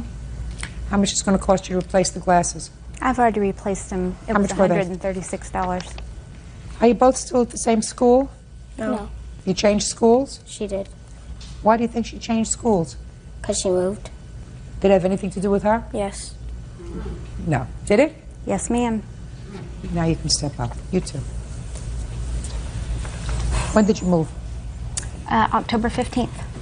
Is it because of this incident? Yes, it was. Discontinued for a couple of weeks. You mean after this? After Yes. this. Tell me about the continuation. Were you a witness to the continuation of any of it? Only Kayla coming home every day saying that Chelsea had all of her friends threatening to beat her up, and we called the school counselor. He was unable to get a hold of Chelsea's mom because she was in jail. So. What were you in jail for? I wasn't in jail that time, Your Honor. Where were However, you? I was out of town, and when Kayla decided to spend the night with Chelsea, and I said that they could not spend Listen the night. to me. Who was supervising your daughter? My other daughter. How old is she? 19. Your Honor. And I never let my children spend the night if their parents not going to be there. Listen to me very carefully. Your daughter is heading down the wrong path. I believe my daughter, Your Honor. She's a liar. I believe my daughter, Your Honor. She's a liar. She's a bully. A liar and a bully. And if she is being unsupervised at your home, I'm telling you, you're going to visit her one day in jail. I'm telling you that. And I've had a lot more experiences with kids like that than you have. Because I sat in a court where I saw brats like that 200 times a month. 200 times a month. She's pulling the wool over your eyes, madam. She's a bully. Real cases, real people. Judge Judy. 12-year-old Kayla Schmitz says former friend, 12-year-old Chelsea Mora, assaulted her, breaking her glasses. Chelsea says Kayla started it. She's a bully and a liar. I'm sorry, Your Honor, I do not believe that. Well, then it's very unfortunate. Then you're going to have to believe that you are a co-conspirator, and whatever happens to her, you, as a parent, are Your going to Honor, deserve this mother that. called me 10 times a day. I did not call her at once. And I kept hanging up on her. She kept saying, "You will pay, you will pay." I kept hanging What up. has that have to do with what your She daughter just harassed did? What does that have to do with what your daughter did? It has nothing to do with that. Maybe she overreacted when she just should have said, listen, she scratched the CD, big deal. That happens. Kids, that happens with kids. That's exactly what I said to the mother. Fine. I said, let That's them what work you it out. said. They can't work it out unless your daughter has money. She's calling you as a parent and saying, I want you as a mother to do the responsible thing. She had my daughter's CD. She returned it so that it's not usable, and we would like her to replace it. And you said, let the girls work it out. Exactly. Wrong.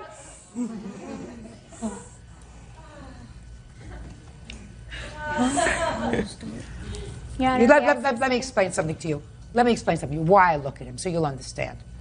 Bird thinks that I am sometimes too verbally harsh, right? And we had a discussion about that. And I'm going to tell you something. It's not true. Because sometimes the only thing that people like you understand is very clear, monosyllabic words like liar, cheat, sometimes two words, bully, jail, juvenile hall. Sometimes maybe that's all you understand. But certainly your daughter caused, because of your lack of supervision of what she was doing, a whole family to uproot themselves, to change schools. We're not talking about just broken glasses and a broken CD. We're talking about her being a mean-spirited bully, and you're sanctioning it. And I'm telling you, you are going to suffer for it as a parent. But more than that, you're fully cooked. You go to jail, you're out of town, a 19-year-old is supervising a 12-year-old, you think that that's okay, but she's not fully cooked yet. And unless you take control of this not fully cooked 12-year-old, you are going to suffer, but so is she. And when you say to me, I believe my daughter, I say, you are hopeless. Judgment for the plaintiff in the amount requested, $1,000, and that includes your moving costs. Goodbye. Parties are excused. You may step out. They asked me if I wanted to file assault charges, and I said no, I just wanted to keep her safe. Other mother knew that my 19-year-old was watching the girls, so if she chose that it was unsupervised, she knew what was going on. The whole family's going to end up in jail. Chelsea's a very good child. Take your friends wisely. 24-year-old student Aladine Guidar is suing his ex-girlfriend, 21-year-old lifeguard Rachel Wall, for unpaid rent and telephone charges. Rachel says she never agreed to pay. Order. All rise. Quiet in the courtroom, please. Quiet in the courtroom. Your Honor, this is case number 93 on the calendar, the matter of Guidar versus Wall. Parties have been sworn in. Judge, you may be seated. Ma'am, have a seat. Mr. Guidar, it is your claim that the defendant owes you for some rent and a cell phone. As well as some other charges. And Ms. Wall says she owes you nothing. She was your girlfriend for a while, is that right? We were dating. Everything started back in October. We started going out in October of 2001. At the beginning, it wasn't anything very serious. I don't want to go into the romance, Mr. Guidar. I just want you to tell me, sir. I just want you to tell me, there came a time that she moved into your apartment. Yes, she did. Okay. She moved in on February. You have to listen to me. I ask questions. I know you want to tell me everything, but I have to do it in a certain order. When did she move into your apartment? She moved in on February the 15th. She moved in on February 15th, and this was to be a short-term arrangement because she was waiting for an apartment. Is that right? Supposedly she was looking for something. Tell me about the conversation that you had with her when she moved in, according to you, on February 15th. Okay, on about February when she decided she was, I think, they had some problems on her old residence. So we agreed, me and her, that she would move in with me and pay half of the rent, which is $500, and I have here the lease. Just a minute. You're going to get... Just a second. Also that she was going to go ahead and pay for the bills, half of the bills. And I had every reason to trust her because, I mean, she invited me to go visit her parents. I had a long stay with her over there in Texas, where she's from.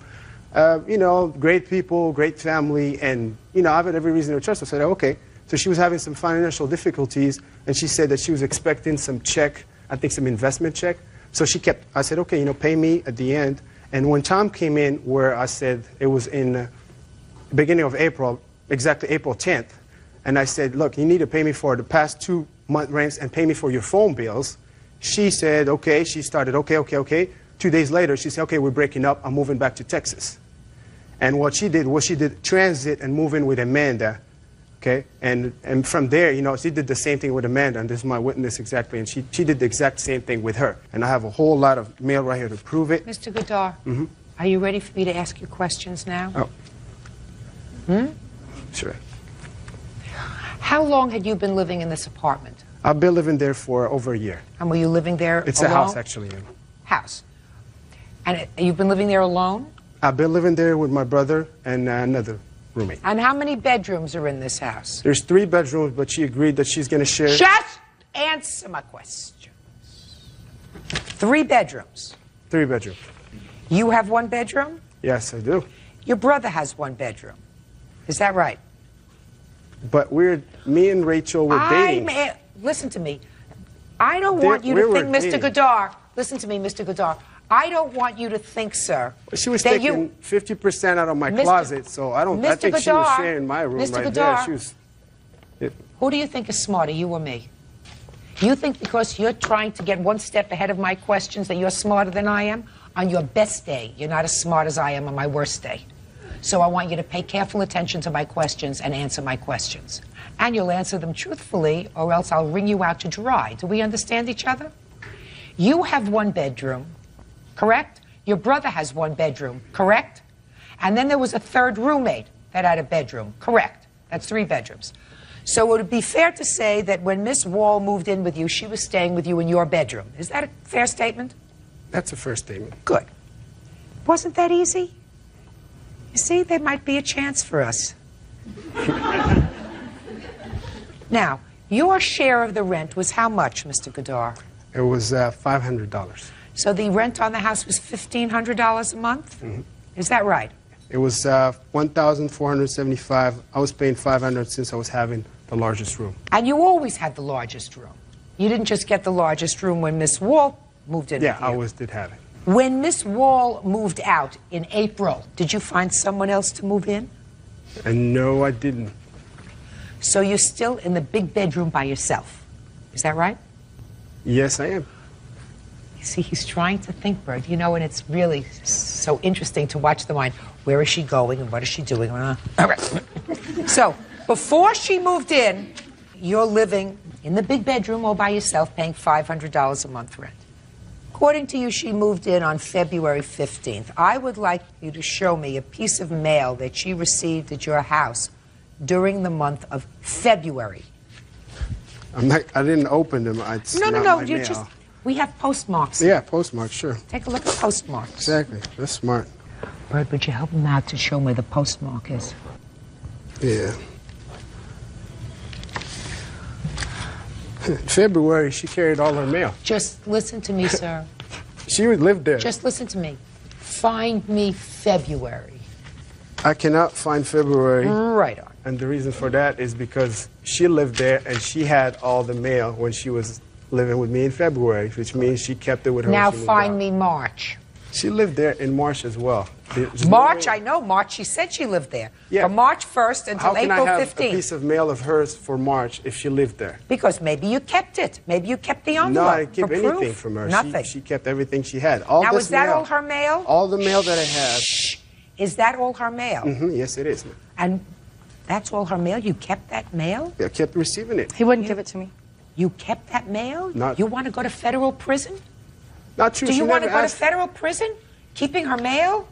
Could I see all that mail, Sure, Bert? yeah, sure. Mr. Godard doesn't want to go to federal prison. While he's gathering up the mail, Miss Wall, you want to tell me when you stayed with Mr. Godard from whatever date to whatever date. Did you share his bed? Yes, ma'am. Were you intimate in his bed? At times. He was Were my you boyfriend. working at the time? On the and answer is not an answer. The answer is people usually know whether they're working. Were you working at the time? Yes, ma'am. What kind of work were you doing? Is not an answer. Different jobs here and there. Like what? I worked security downtown. What else? That was mainly it. That was where my income was coming from. You know you're not telling me the truth, Miss Wall. I'm not going to press you. I had several different jobs. I'm kept trying to getting think what jobs I was Can at when I Did was living with speak him. to you? Judge Judy continues in a moment. He was the one that chose I didn't to ask you cancel. anything else. Of course you chose to cancel it, madam. You have a big mouth and you're a liar and you use people for money. And later today, One of the people that you had asked for help backed it up into her car, got out, left the car running, and relocked the car. Yes. I want you to hum for me the theme from The Twilight Zone. real cases, real people. Judge Judy. Aladine Guidar says ex-girlfriend Rachel Wall owes for rent and telephone bills. You owe people a lot of money. Yes, ma'am. How come? I've been a student, so I haven't been able to work as much as I needed to. Then you don't rent things from Blockbuster. And you That's a don't- lie, sir. Ma'am, she's not. She hasn't been a student, Your Honor. She's been I've been a lying to student her at J Boutique. parents It's a that she was a student and she wasn't. beauty college. So her parents kept sending her money for rent, and she kept it and kept on with the life. They go out, they're having Would drinks, you give they're this back to Miss hanging Wall, on. please? These are all of her bills. And, Mr. Godard, now I want you to get over the rent. Whether she was there for 6 weeks or 7 weeks, I'm quite frankly not interested. I want you to tell me about the cell phone and the bill for the cell phone. Okay, on about the month of April, me and her were not being able to get in hold of each other. She was always away. She wasn't able to pay her old cell phone, which I found out only till now. So they got disconnected, and she said she needed a cell phone. We went to the place. We checked out the cell phones. I really trusted her. She was my girlfriend. I cared about her. I really loved her. I've seen, like I said, her family. And I mean, I've had pretty much every reason to trust the person. I mean, I said, Except she didn't why pay not? you any rent, sir. Exactly. She didn't pay me any rent. She was saying, So what happened with the cell phone? She Okay. got one cell phone disconnected because she didn't pay the bill. She hasn't paid you any rent. So you decided that since you couldn't get together with her, you'd get another cell phone. Is that right? You went to a store? No, I didn't get her the cell phone. She went there. She tried to get the cell phone herself. Yeah. Okay, she applied. She got refused. She said, can you co-sign for me? Yeah. Okay, I said, I had every reason. I didn't know that back then that she owed so much money until now. I didn't know she was like this. 2 weeks later, you threw her out because you asked her for the rent money. She broke up with me going, I have my witness, Your Honor. She knows exactly what happened because she moved in with her. So tell me what happened with the cell phone, sir. What happened with the cell phone is we got the cell phone. She broke up with me. I said the first thing is, okay, the first thing I want to get taken care of is take over the cell phone. Call somebody, call your mom, have them take over the bill, which means they're going to co-sign for you again. She said, okay, I will do that. I gave her a month. I contacted her several times. How much did she rack up on the cell phone? $344.3 for just regular charges plus $150 of disconnection fee. And here's, Your Honor, here's everything. I have the evidence for it. Now, Miss Wall, tell me about this cell phone. That's the charge I'm interested in. Well, it was his idea to get the cell phone. He couldn't get a hold of me. He was always wanting to know where I was. And I had canceled my other phone. I don't want to hear your voice again until I look in your direction. I canceled my other cell phone because I had some disagreements with, which is the company that I... Oh, give me a break. You owed them money. So they cut you off. Don't give me disagreements. You know, what are you, a con artist? You have bills here, your bills. $344 is your bill, plus a disconnection fee, which I assume he did in order to get his name off this whole account. Who did you expect to pay this bill? I was going to pay for my bill. Good. That's fine. That's perfect. But? It was his idea to cancel, and he was the one that wanted me to get a phone. He pressed the issue and got the phone for me. He used my phone for calls as well. He made some of those calls, not just me. When you left, did you take the phone? Yes, I took the phone because I paid for it. No, you didn't. You didn't pay your bill. You took the phone, and you used the phone, but you didn't pay the bill. Now you have to pay the bill, as well as the disconnect fee, which altogether comes to $499. He was the one that chose to cancel. I didn't ask you anything else. Of course you chose to cancel it, madam. You have a big mouth, and you're a liar, and you use people for money. You lied to me today. I mean, I don't believe him with regard to you're going to pay half the rent. I mean, he lives in a room, one room. He's paid $500 a month rent for the year that he's been living there. He's not out any money. It's not as if he's taking a lease on an apartment. He's got a full-time live-in person who lives with him, shares his bed, and she was there for 6 weeks. And he wants rent? Get a life. All right? Cell phone bill is a different story. Cell phone bill is yours. You use the service. You pay for it. He would not give me my bill so I could see to pay for it either. Oh, well, now you're going to get your bills. Now you're going to get your bills. That's easy. Any other bills you claim she owes you, sir? Yeah, some telephone that she made, some phone calls that she made all throughout. Calling her voicemail, calling. It was comes up to the amount of $30. Get over it. All right. Judgment for the plaintiff in the amount of $499. That's all.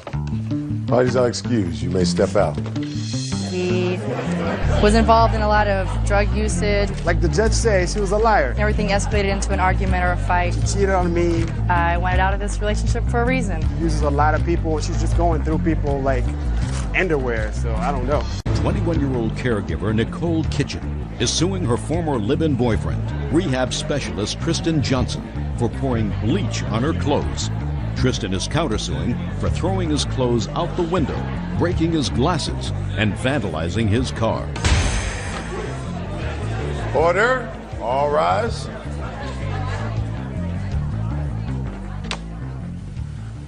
Now, this is case number 179 on the calendar in the matter of Kitchen versus Johnson. Parties have been sworn in, Judge. You may be seated. Folks have seats. How old are you? 21.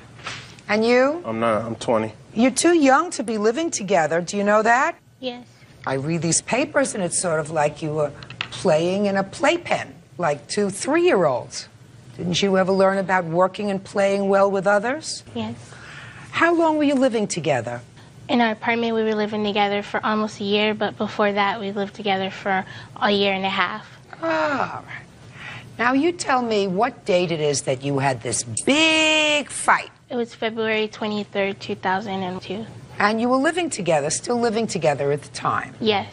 And you were angry with him. Yes, I was angry with You him. were angry. Tell me why you were angry, Miss Kitchen. I was angry with him because he came home around 7 a.m. in the morning and woke me and my brother up arguing with me. So what did you do because you were angry? What did you do to his clothes? After we got into an argument, I took his clothes out the closet and I told him he needs to move out. You took his clothes out of the closet, Miss Kitchen, and what did you do with his clothes? Just be careful what you tell me. Took his clothes out of the closet, and where did you throw them? I threw them on the floor. Did you throw any of them outside? Yes, I did. Yes, of course you did. And so he got angry. Yes. And he said to you, pick up my clothes and put them back. Is that what you said? Correct. And you said? No. And he said, if you don't pick up my clothes, I'm going to take your stereo and throw them over the balcony. And you didn't pick up his? I didn't pick up his clothes. And you did what? Well, I kept the radio. She went and got some bleach to pour on my clothes while they was on the balcony. So she went into a different room to get bleach. The kitchen. Show me how big the jar of bleach was. It was this big. Big jar. Big jar. And you said, you don't put down my radio, I'm going to put what on your clothes? Bleach. Shh, please. I love this story. It gets a lot better. It's fun so far. It gets a lot better. Anyway, you got the bottle of bleach out of her hand. No, she put the bleach down. I picked it up. She ran in the room and got my glasses. She put the bottle of bleach down, got your Gucci glasses. Fancy Gucci glasses. Right. You picked up the bleach. Right. What was she going to do with your glasses? She said, I'm going to break them. I twist off the bottle of the bleach. I said, if you break those glasses, I will pour this on your side of the closet. And what did she do? She broke it, and I poured it on her side of the closet. But before all this, she done bit me up, scratched me, before she grabbed my clothes. Before? Before. Before she even grabbed my clothes, because I was trying to stand in front of the closet, she started scratching and biting me. Her brother was trying to pull her off of me, but while he was pulling, she still had a lock on me. She was like locked like a rock wallet. What was she so mad about, Mr. Johnson? She was all kinds of things that she wanted. She didn't want me to have no other girls, and that she was going to mess up my face so nobody else would want me or something like that. So she was trying to scar me up. Okay, so now she broke your glasses. Word. But before that, she had already scratched you up. Yeah. She was furious. Yeah, her brother was trying to hold her back and telling her to quit and calm down. Because she was angry. And he she's got wrote a that bad in the temper. incident report. Even with that sweet voice, she has a bad temper. Word. Excuse me? Yes. Okay, so you poured bleach all over her clothes. All over it. And she broke your glasses and scratched you. She broke my glasses first, and then I poured it over her closet. But before that, she had scratched She had scratched me and bit me. Okay. Now then, clothes are bleached, you're scratched and bleeding, your glasses are broken. Somehow you get outside. Yeah, she's just, when I poured the bleach, she just started crying and breaking down like she had lost her best friend. I grabbed my clothes and tried to put them in my trunk. I ran downstairs. Okay. And when you got down to the car, what did you see? She was telling her brother that she had called the police and to talk to the police while she'd come and chase after me. And I was putting things in the trunk, and she got in my car, and she was scratching my car. She hit my car. She was pulling all the CDs out my car. When the police pulled up, she was in my car. No. And then she got arrested. She got arrested. She asked the police. You have the police report? Oh, word. Yes, yes, yes, yes. Yes, I do. May I see it, please? And that's her brother's statement. Just a minute. I'm The reading only everything. witness. I'm reading everything. And I have pictures of the bruises. I'd like to see those, too. There you go. All right. And I got glasses. Can I tell my side of the story now? Yeah. Okay, that is not what happened. Tristan came home at 7 in the morning and woke me up. And I heard that already. We started yelling and arguing. He snatched my stereo out the wall and tried to throw it over the balcony. I told him that if he threw the stereo, I was going to bleach his clothes. He dropped my stereo and ran in the room. He picked up the bleach and ran in the room and had the bleach over my clothes. I told him that if he bleached my clothes, I was going to break his glasses. He poured bleach all over my clothes, then I broke his glasses. I fell to the ground and started screaming and hollering, and I told my brother to go call the police. He grabbed my purse and picked up his clothes and ran downstairs. I ran downstairs after him, and I grabbed his cell phone. So I told him I'll give him his cell phone if he gave me my purse. I gave him his cell phone, he gave me my purse. I stood by the car and I wouldn't let him get into the car. So your daughter? Yes. So we stood by the car waiting for the police. He pushed me into You his owe me for rearview listening mirror. to this, right? You owe me. Go ahead. He pushed me.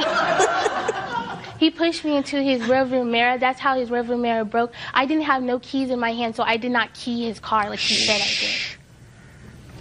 You kept telling your sister to calm down, right? Yes. But she was out of control. Well, she has a reason.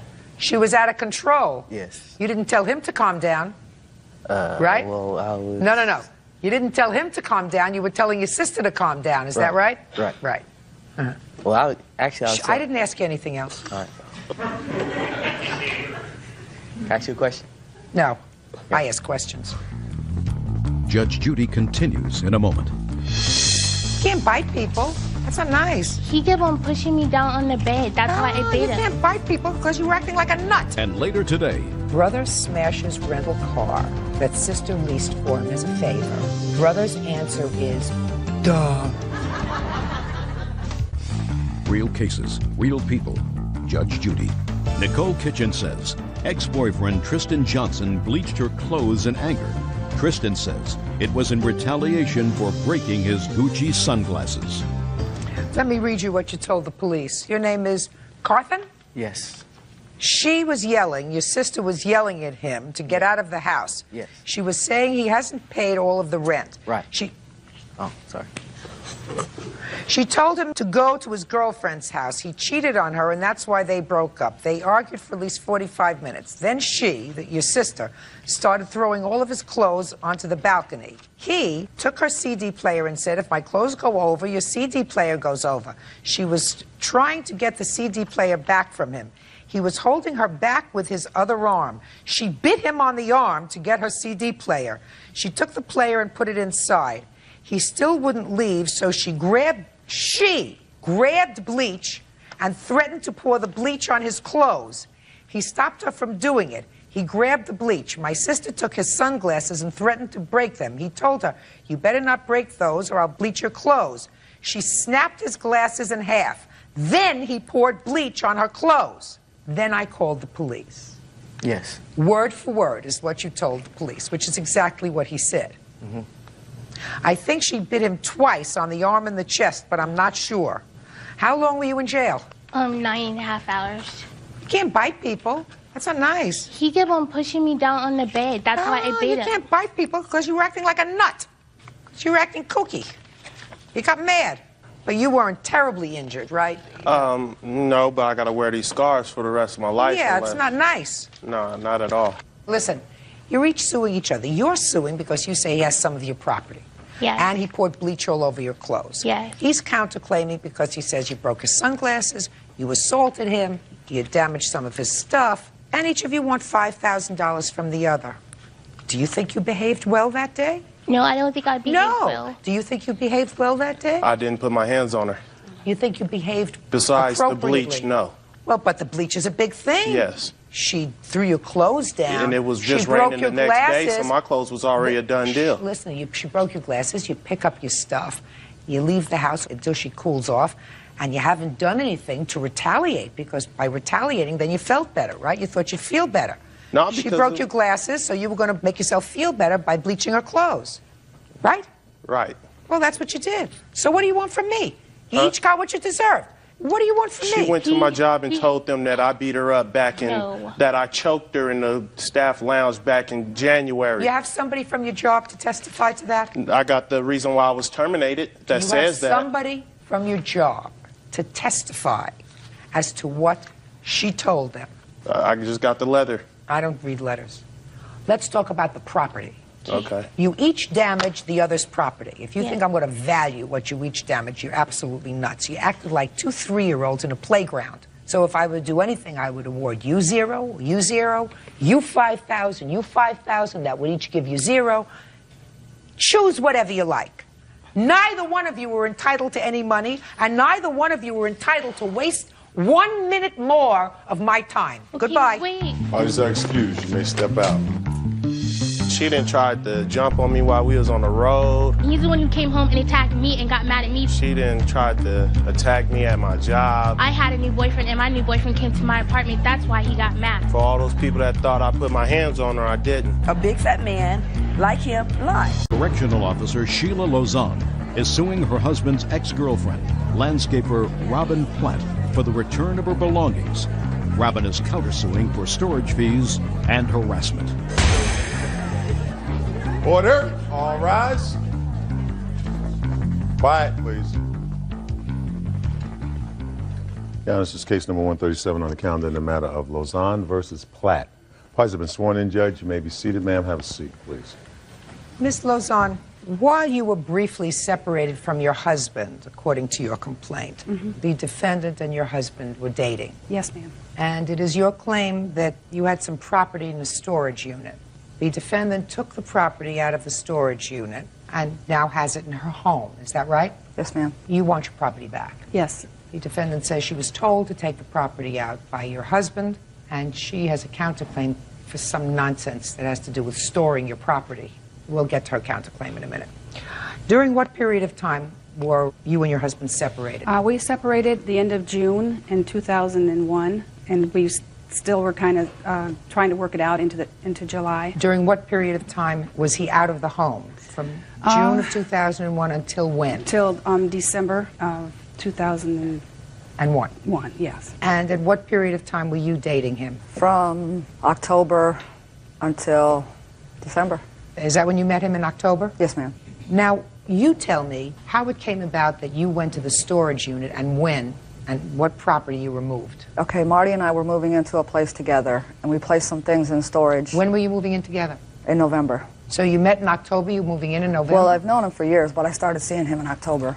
We were moving into a place together. How do you know him for years? Small town. We both grew up there, same town. So in November you decided to move in together. You were taking out a storage unit to put both your stuff? Well, we didn't rent the storage unit. He said that he had a storage unit, and we placed some things in the storage unit together. And then he called and told me to remove the things from storage that we placed in there because it was Sheila's storage. She found out that our stuff was in there. She was going to turn the storage unit in. So you put the stuff in storage in November? Mm-hmm. And when did you remove the stuff from the storage unit? I want to say in January or February. After they had reconciled? Well, I didn't know that they were back together. Marty had left town on work, and that's the last I heard. I didn't know that him and Sheila were back together. So when you say you want to say in January or February, could it have been early December? February. Early February? Yeah. So in February you removed the stuff. Mm-hmm. When was the last time you saw Marty? Beginning of January, when he left town to go to work. And when did he move back with you? We technically haven't moved back in together. He, like she said, he works out of town, and he stays at the job site and just comes home like on the weekends, and sometimes he works straight through. But you haven't seen him since January? No, ma'am. And you know that they're back together? I assume that you've spoken to Marty? No, I haven't. Really? Mm-hmm. You mean he didn't call to say, well, the last I'm time not coming home? No, the last time I talked to him, he told me to get the stuff out of storage because Sheila was upset about it being in there. Oh, to get your stuff out of storage? Well, the words that he said is, you need to take the things out of storage. So I'm assuming it's Marty's storage. All right, Miss Platt, Sheila's upset about it. You need to take the stuff out of storage. Mm-hmm. That could have meant just your stuff out of storage, right? It could have. Yeah, sure. It could have. And you hadn't spoken to him since January, so I assume that you knew he wasn't coming home. 6 months later, you know he's not coming home. Oh, yes. Yes, ma'am. Now, when for the first time did the plaintiff call you and tell you she wanted her stuff? I want to say in March. And what did you tell her in March when she called? That, as far as I knew, the things belonged to Marty, and when Marty called me to tell me to give her the things, then I would return the things. Oh, you know. How many times did she call you in March? Oh, a lot. Did she call you in January or February? Oh, yeah. When? Always. What do you mean always? Always. I mean, anytime she felt like picking up the phone. Let's talk about March. After you told her you're not getting the stuff back till Marty calls, because I assume you wanted to talk to Marty, which would have been the decent thing to do, right? To talk to him. Yes. On his part. Is that when the harassment started by the plaintiff? Well, I mean, it's pretty much always been there. I mean, she's calling, she's going to turn the phone off because the phone's in Marty's name. She's going to turn the utilities off because they're in Marty's name. She's going to call social services and make a claim on me for not taking care of my kids. You mean since March? Since January is basically when it really got pretty out of hand. Okay. What property do you have that Ms. Platt has in her basement? I do have a list. Do you want me just want to read it off? I'd like to see it. Okay.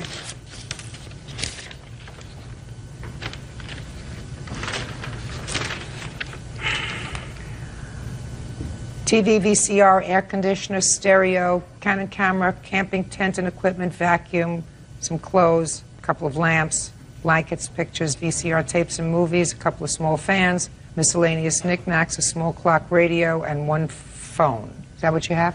A lot of the stuff is in boxes, so I'm not exactly sure what's in it, but... And where is all the stuff, in the basement? In my basement. Good. You or Marty have to make arrangements to go and get the stuff. When's a good time for you to have them come and pick up the stuff? Anytime's a good time for me, as long as tell Marty to call me for the things. Well, listen to me.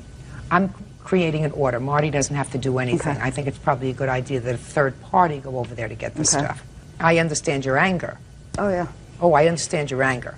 But that's not her fault. I don't live in Michigan anymore. Where do you live? I live in North Carolina. And where is all this stuff? The things are in my home in Michigan. Okay, so they're in Michigan. And who lives there? My brother and his wife. Okay, so they don't have to have any contact with you when they go there to pick up the stuff. Fine. Your anger shouldn't be directed towards her. Your anger, if there is any, should be directed towards Marty. Yes, ma'am. Who I see is cowardly enough not to be here today. Exactly. Thank you. Crawling under a rock someplace, where he's working. Exactly. Yeah. Judge Judy continues in a moment. Forget about Marty. He's not worth it. Oh, I know. You want him to be a man. He's not. He's her problem.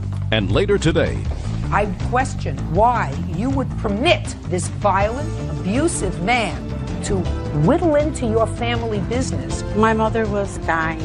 She liked Bill. We all did at one time. But she had no idea the extent of his behavior. Real cases, real people. Judge Judy. Sheila Lazan says her husband's ex-girlfriend, Robin Platt, entered her storage unit and took her belongings. Listen to me. You two ladies shouldn't have any issues with each other. I mean, the only issue I have with her is that, she won't stop calling me. She's going to stop calling you as soon as she gets her stuff. I mean, I've had to leave the state to get away from her. She won't stop calling you because you have her stuff. I have Marty's stuff. No, her stuff. They're married. If they're married, then the property belongs... How long have you been married to old Marty? 5 years. The property... Shh! The property belongs to both of them. Okay. And if it turns out that I'm wrong, and if it turns out to be Marty's stuff, Marty should have been here to say, I want my stuff. Yep. It's mine. It's not marital property. That's all I ever ask, for him to tell me. Just to give it to her. You want him to be a man and call and do the right thing. It's beyond that. He's not. Okay. Right? He's not. But your issue really isn't with her. So, what day? 5 days from today's date? You want to go and get your stuff? Yep. Okay. Your counterclaim really is for storage fees, for storing this stuff. Your counterclaim is nonsense. She called you practically immediately and she said, I want my stuff back. You said, no, you kept it. You're not entitled to storage fees. And as far as the harassment is concerned, this is telephone harassment? Yes, ma'am. Is that what you're saying? Well, it was local harassment until I left that town and moved to North Carolina. And I moved to North Carolina to get away from her. And she's still calling my house in North Carolina. What is she calling for? Oh, just whatever. Anything. No. What is she calling for? Just to say what she has to say. Like what? Oh, you need to give my things back. Right. I'll come over there and slap you. Right. She wants her things back. That's going to end all of the trouble. She wants her things back. Whether she says, Miss Platt, I would really like you to give me my things back, or she uses some profanity to get the message across, that's not harassment. You could have put this whole thing aside a long time ago by just turning over the stuff to her. And if Marty had a problem with that, then Marty would have had to have called you, which is really what you wanted in the beginning. Forget about Marty. He's not worth it. Oh, I know. You're not telling me nothing new. He's her problem. Got it? All right, court will prepare an order, 5 days. You go pick up your property, that's all. Counterclaims dismissed. Parties are excused. You may step out. He's a coward for not being here. Marty just told me to give the stuff back. I'd have gave it back. And once your husband moves out and lives with another woman, forget him. Don't mess with them dudes. I'm left with a loser. Care. Court come to order. All rise. Have a seat, everyone. Hello, Judge. Case 2195, Sherrod versus Vasquez. Thank you. You're welcome. Ms. Surratt, you and Mr. Vasquez were in a relationship for a period of time and have 2 children together. How old are the children? I have a daughter that's 15 and a son that's 8. How long did you and Mr. Vasquez live together, if you did live together? It was a lot of off and on, so I would say maybe a combined time of 8 years.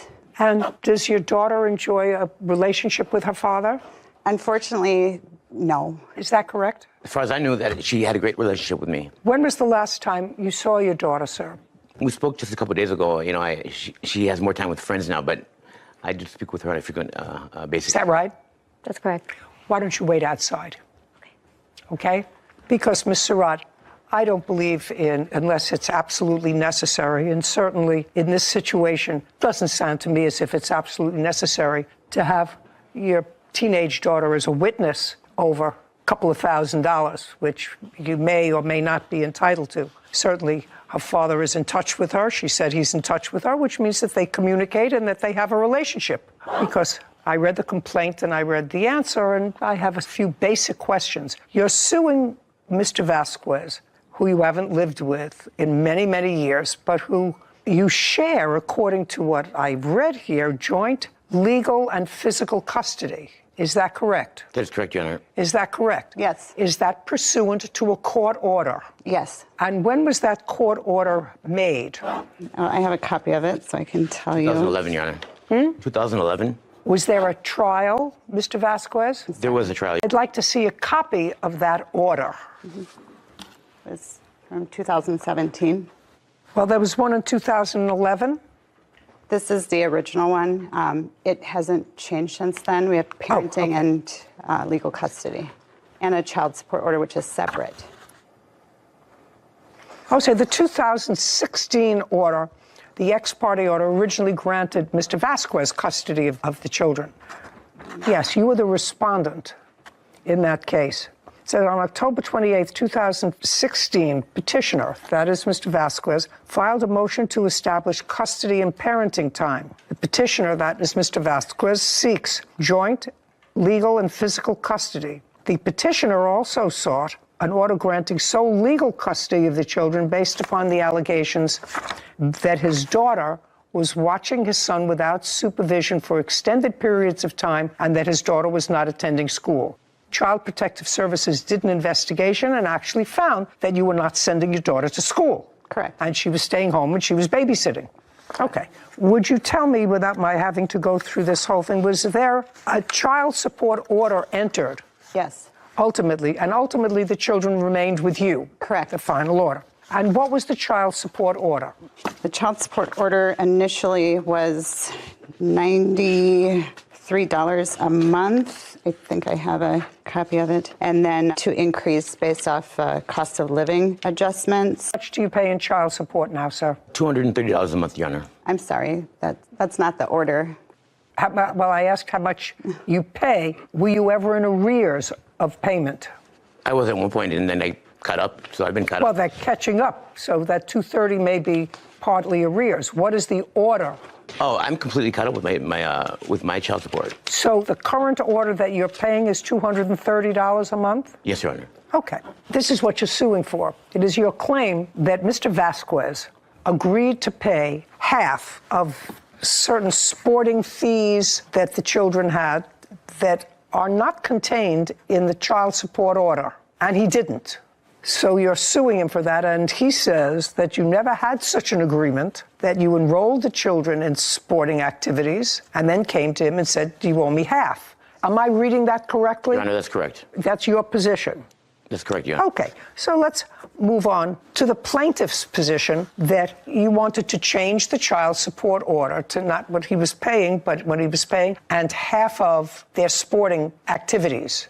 We actually had a verbal agreement. Well, I'd like you to tell me when that took place, what you said to him, and what he said to you. So tell me first when that verbal agreement took place. It was 2021, probably. Just a conversation between two parents to say if we enroll. It's a conversation between two parents. Right. So he's seeing the children, he's paying his child support, whatever the order was. You have a conversation with him. Is it on the phone or in person?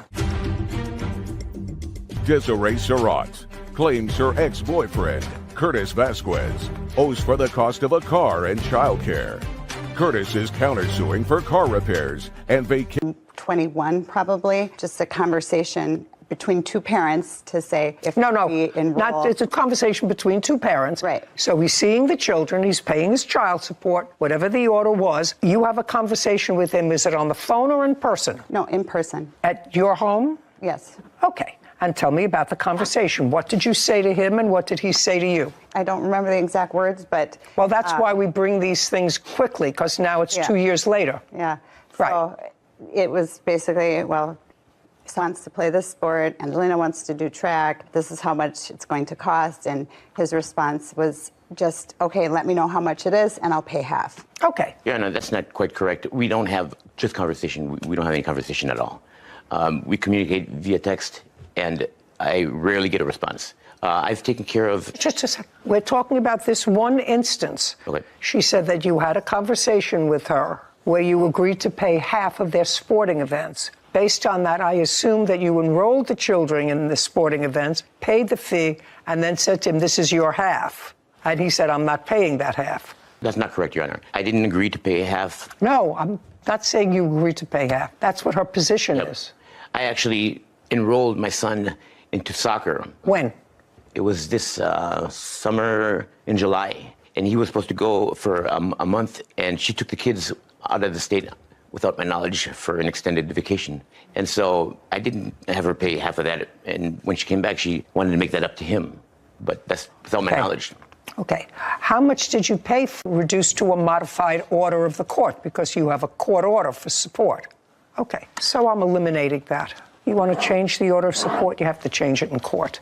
Now let's move on to the second thing that you think that he owes you for. Cell phone. Let's hear about the cell phone. He opened a cell phone account for my daughter. When? I don't know when it was. When did you open a cell phone account, sir? About 7 years ago. And he paid it? He opened an account and he paid it? Him or his dad. It was a business account. I don't care. I don't know You who didn't paid pay it. Correct. You didn't pay it. So your daughter has had a cell phone for the last 7 years. Mm-hmm. Okay. And you didn't see the bills for it? Correct. Okay, so he paid it. Somebody paid it, yes. Yeah. He paid it. I paid it, Your Honor. You didn't pay it? Correct. Okay. So now you want money for a cell phone. For what? Just for the last 6 months that I paid. I never agreed to, so I'm just asking for Then half take of the that. phone away. Well, she's 15. She's got I a understand job, that. and I understand that. Who bought her the phone? I bought the phone. Okay. And how many years ago did you buy the phone? It was about 1.5 years ago. Okay. And it was paid for on his plan? No, I paid for the phone cash. No. The bills, ongoing bills, were paid for by him and the phone that you bought her 1.5 years ago, because you said you've been paying the bills for 6 months. Yep. Is that correct? Whitney, didn't you say I've been paying the bills for the last 6 months? Yes. Correct. Well, so when you first got the phone for a year, he was paying the bills. Correct. Right. Yes. Well, he was paying the bills for 7 years, but certainly after you bought the phone. But prior to that, she had a different phone. She had to have had a different phone because he was paying the phone bills for 6 years. Who bought that phone? I don't know. Your Honor, I purchased that phone. It was the iPhone XR. Okay. So you bought the first phone, you bought a second phone. Very order, if you agreed to do that, you agreed to do that. What are you getting courts involved for? I never agreed to pay the cell phone. Well, he never agreed to pay his cell phone when she was 13 or 12. Your parents. He paid it for a long time, now you're paying it. What do you do for a living, sir? I'm a realtor. You work in a family business? Absolutely. Tell me about the family business. It's children first and foremost, you know, what's best for them. No, the family business, sir. Oh, the family business. You're in real estate. Is it a family business? It is not a family business. It's just yours. And you've been in real estate for how long? For about 3 years now. And prior to that, I was in sales. That is a family business, and it's real estate marketing. That's a family business. Family business. You're not involved with that anymore. You still are? Yes. Who owns that business? Dad. Your father? He does, yes. How many employees do you have? Just about 10, Your Honor. So your father employs 10 people and you're one of them? That's correct, Your Honor. And what does your father pay you annually? Oh, it's commission only, so no benefits. And in the other real estate operation, do you have your own office or do you operate out of your father's office? My own office. Where? In Maple Grove, Minnesota. Do you have any employees? I don't. So you work for your father on commission and yourself? Commission only as Commission well in the only. real estate market. Okay. Did you file tax returns last year? No, I did not. Is there any reason for that? Just late. Just over. You're late. You're a year late. Yeah. What about the year before? Did you file tax return? Yes, I did. Yes, I did, Your Honor. $55,000, yep. Okay, so phone bill, I've taken care of the phone bill. You paid it for her, fine. And if you don't want to pay it anymore, let her get an after-school job and pay for her own phone. Now, the next thing that you're suing for is, according to your complaint, you had a car that you weren't using. Mr. Vasquez has a father who wanted a car. It is your claim that Mr. Vasquez, without your permission, sold the car, your car, to his father for $700, and you didn't get any of that money. Correct.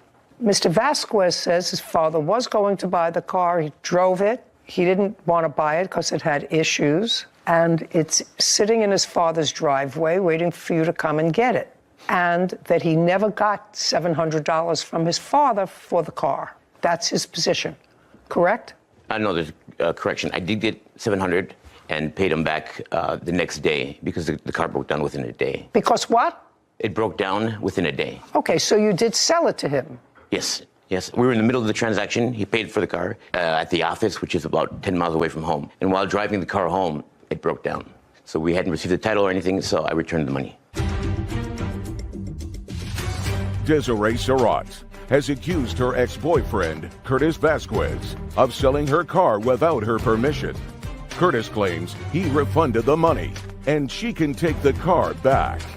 Okay, so you did sell it to him? Yes, yes. We were in the middle of the transaction. He paid for the car at the office, which is about 10 miles away from home. And while driving the car home, it broke down. So we hadn't received the title or anything, so I returned the money. Is the car still titled in your name? Yes. So go get it. I don't want the car, no. Well, it's your car. It's titled in your name. Yes, but apparently I have text messages showing. And he's saying, you can go and get the car. It's sitting in the driveway. His father doesn't want it. Title didn't transfer. He didn't get money for the car and keep it. It was a sort of silly transaction because what you are suggesting is he should have said to his father, that's it, it was sold, it's sold as is. You can't have your $700 back. Right, and my understanding is that his dad, through a conversation that I had with his dad did not get the money back. You can't tell me about the conversation. If you have text messages between them, I would like to see them. I do, yes. So there's those text messages. And I also have several text messages where Curtis agrees to pay me the money and also telling me the This car is ran Desiree. the Curtis said you would take possession of the Kia, but I asked about the title. Big Curtis, is that your father? Your Honor, yes, it is. Okie dokie. Mr. Vasquez, your father says that he gave you the money. That's correct. And that it certainly wasn't a day, because 2 weeks later, he writes back, sorry, not good at checking my text. If we could arrange for me to get the title while you were here, that would be awesome. That's 2 weeks later. Your father didn't say to her, he gave me the money back. He said, I want the title. That's 2 weeks later. So the story you just gave me was a whole lot of who shot John. Well, Your Honor, there's just one thing that we need to clear up right away is that it was never sold without her knowledge. Just a second. Now what I'm asking you, sir, I'm saying that your original story to me was that I sold my father the car with Whitney, that the car broke down the next day. He said the car broke down within a day. Within a day, and so you gave him his money back. Well, that's not what your father says here, sir. That's not what your father says here. I went back and forth with him for days, but I gave him his money back. No, what you told me was a lie. You told me it broke down the day you gave him his money back. The initial conversation she had was May 9th. And then May 16th, she's having a conversation with Big Curtis. That's your father. Mm-hmm. Sorry for not checking my texts. Can you get me the title? Which means 2 weeks later, he wanted the title. And then your father says about you, Curtis owes me big time money, and I can't get money from him either. That's your father. Yeah, that's Yes. correct, Your Honor. Big Curtis says to her, can you tell me what problem does Curtis have that caused him to spend massive amounts of money in such a short period of time? She answers, drugs, alcohol, gambling, he's a functional addict. He even got around $40,000 and he blew every penny. So the $700 you gave him for the car, I'm just going to file a small claims. For whatever reason, he's refusing to give it to me. It's not your fault that he stole the money from me. Just FYI, I have no issue giving you the title. Okay. So far, he owes you $700 for the car. And then we're finished. Get Big Curtis the title. Mail it to him. He sends you his address. Yes. Okay? Yes. Great. Now you have a counterclaim, Mr. Vasquez. Yes, Your Honor. I have some evidence I'd like to present. Give me all that nonsense. You say that the plaintiff canceled a vacation trip. You made plane arrangements to take your children somewhere, and she took the children out of state. And I helped her repair her car and spent $250 on parts. When was that? That was the car in question that we were just talking about. Okay, you planned a trip to Portugal in August of 2022. That's correct. Airplane tickets. Where'd you get the money for all that? My parents helped me with the purchase of the kids' tickets. Why? Because I couldn't afford all of them. Who was going on the trip? It was going to be my wife, myself, and 2 kids. Did you go on the vacation to Portugal with your wife? No, we did not make it. You did not make it? Correct. Why? Because she is responsible of... No. Not her. Not with your 2 kids. Did you go with your wife? No, I didn't. Why? I didn't want to go without the kids. It was the whole purpose was to bring the kids to see the grandparents. Does your wife work? Yes. What kind of work does she do? She's a bartender. Judgment for the plaintiff in the amount of $700. Don't make any more private agreements with him, madam. I think it's a big mistake. I We're agree. done. Your counterclaim's dismissed. We're Your Honor. finished. Thank you. I had one more. I just ruled that your counterclaim is dismissed. Your Honor. You're finished. I have very little to say about that case, very little thoughts except that Big Curtis, the defendant's father, doesn't like him. I didn't get to read the messages, but Clearly. I'll He take said, your what word is he for it." doing with all the money? My initial reading of that case was maybe she's being unreasonable.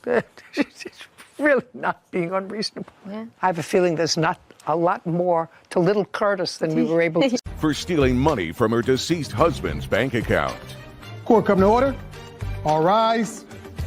Have a seat, everyone, please.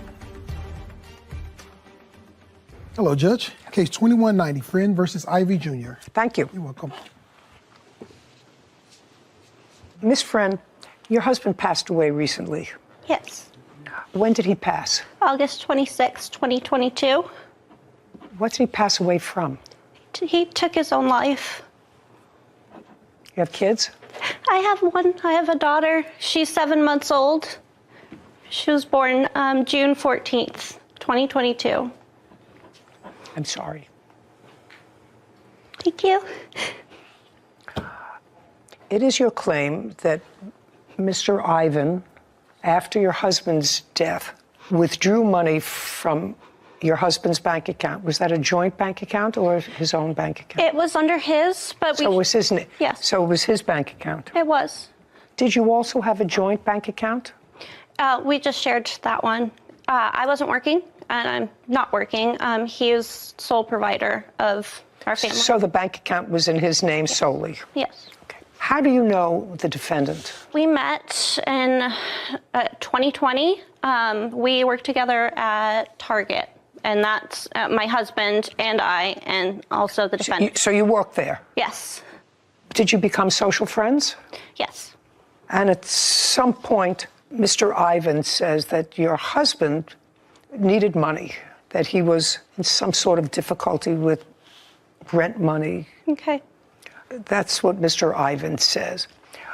In what month, Mr. Ivan, do you claim that you loaned money to Mr. Friend? Mr. Whalen is his name. Whalen. Yeah. Michael and I are best friends from the day that we met, by the way. Just hit it off right away. 2022. And was the conversation about the money in your house? Yes. In your house? Yes. I'd like you to tell me what that conversation was. Absolutely. Michael showed up at my door on August 17th. He needed money, and he needed away from the plaintiff. Just a second. Uh-huh. Don't tell me what he needed. Tell me what he said to you. His rent is very far behind, and he would like to borrow $1,500. Did you ask him why? Of course. And what did he say? Rent. No.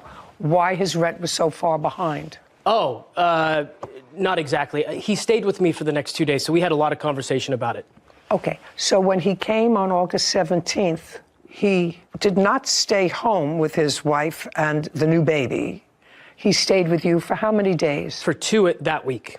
You and your husband been having a difficult time? We were the last couple weeks before his ending. And he did, in fact, stay out. Did you know where he was staying? No, I did not. Okay, but you knew he was out. Yes, I had asked him to leave. Okay. Now, his rent in his house where his wife and his baby was overdue. Yes, Your Honor. And he needed $1,500 according to you, so what did you do? I gave him the $1,500. Mrs. Friend, in June, July, August, was your husband working? Yes. Same job? He was working with Burlington, so yes. Did your husband have any problems that you know of with either drugs or gambling? I didn't know at the time. But do you know now? Yes. What kind of problems did he have? Okay. So that would account for his need for money and also for problems. Okay. Your husband was a young man. Did he have any life insurance? He did, yes. He did. How much? It was, oh my goodness, it was $200,000. Did the company pay on his life insurance? No, because he committed suicide? Oh, it wasn't that. It was he had lapsed his payment. So I think his last payment was, I believe, in May, and he did not pay it. So because of that, they did not. It lapsed? Yeah. It might not have been effective anyway since he took his own life. Okay, so you lent him $1,500. And how did you repay yourself and when? Your Honor, I'd like to point out that she was very well aware of the fact that he was using cocaine for the better part of the year. Just a second. Okay. Mr. Ivan, not necessary. Okay. I repeat myself because that was our agreement. Michael was at my house a week later also. He logged onto my phone because he no longer had any belongings. He no longer had a physical wallet or a phone in his possession. He lost them. Miss Friend had his wallet, but I can show you that later. For now, he's asking me if he can put his memorized information on my digital wallet, which I can show you now if you'd like. Yes. It's still on my phone to this day. His information? Correct. Okay. With the agreement... Just a second. I could understand you taking back the $1,500 because you say that was his agreement with you, as was sort of buttressed by the fact that he put his banking information on the card. But why would you transfer any other money other than the $1,500 out of his account? Courtney Friend claims. I want you to bring that up. Yeah. And Sarah, you're going to take a look at that? It's the top card, sir. The one that says Chime. That's my digital wallet, my personal digital wallet. So it's the same as when you put something in your Apple Wallet and you can pay using, I'm trying to think of the easiest way to describe this to you. If you log in to check your bank balance, you can save the card to your phone, so it makes it easier to pay with your phone. So it looks as if Mr. Friend logged in to the defendant's phone with his credentials and information. So that There's also latest transactions. The very last transaction was from 10/1/22. And how much was that for? $80 at a market. Then there's some gas stations. That's for October. Prior to that, there's a list of just latest transactions. That's all those are the total transactions. Yeah. That you made? Well, just a second. There's an $80 transaction, according to Sarah, in October. Yes, ma'am. So the way was that your transaction? It was. Okay. I have. Well, just. I'm sure they'll match with whatever. $236 worth of charges. I charged $236 worth of charges. From my husband's passing till. Hold on. Hold. Well, I have $80 in October. But in transfer to, who is that? That is $1,400. That is the deceased. Who transferred that? I transferred it. That is a GoFundMe account.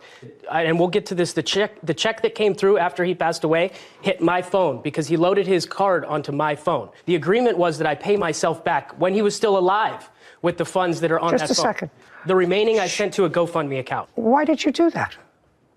And I actually believe that it's accurate that your friend came to you. 100%.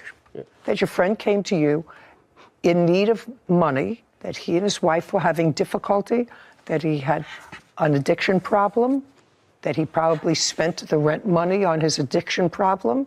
All of that sort of makes sense. And even though resorting to self-help after he passed, I would frown on.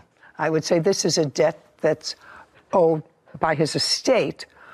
And I could understand you, who had access to his account, taking back the $1,500 because you say that was his agreement with you, as was sort of buttressed by the fact that he put his banking information, and it's his sole banking information, on the card. But why would you transfer any other money other than the $1,500 out of his account? Into his family's name, Your Honor, and I can show you why. I have transcripts with everyone that knows us. I could have a dozen people here. I'm sorry, I could have a dozen people here with me to make this claim, but this is a very sensitive situation for a lot of people involved. So I'm going to fight this fight on my own without them here. Just a second. And they will all tell you that this is the last person on earth that should have that money. Just a second. This is not about you making a judgment or about 30 other people making That's what Michael asked me just to a do. second. Sir, unless you have a writing from the deceased that's authenticated in the same process as would authenticate a will, you have no right to make that judgment as to whether or not his wife and or child, I assume he died without a will, is that correct? Yes, that's correct. Okay. So under the laws of practically every state, if you die intestate, which means you die without a will, there's a certain order of people who inherit your money. You have no right to amend that. You actually don't even have a right to repay yourself after he's dead. You have no right to do that. But I can actually understand your sense that unless you paid yourself, you weren't going to get your money back. I can understand that. But whatever your intentions were, sir, you have no right to do anything else with the money in that bank account. May I? Am I making myself clear? I hope so. Is that clear? Yeah. Brought me right back to wills, trusts, and estates. So. Yeah, right. Go ahead. Your Honor, Michael and I had an agreement. Okay, so whether or not he's here to just stay- a second. You and Michael had an agreement that you made a loan to him in the amount of $1,500, and in order to secure your repayment, I read your answer, sir. Yeah. He gave you his account number, and according to you, he said, when I get paid, you can take the money back that you loaned to me. That's $1,500. May I continue? I've only used $236. That's all that I've used. $236, and I can show you the math here on this spreadsheet, but let's start with $1,500. $845 he paid back to me on August 24th, a week later. Oh, okay, hold on a second. So $1,500. That's right. And he paid you back what? $845 on August 24th. Good for him. Right. Did he pay you back by Michael? Just listen to me. Don't play.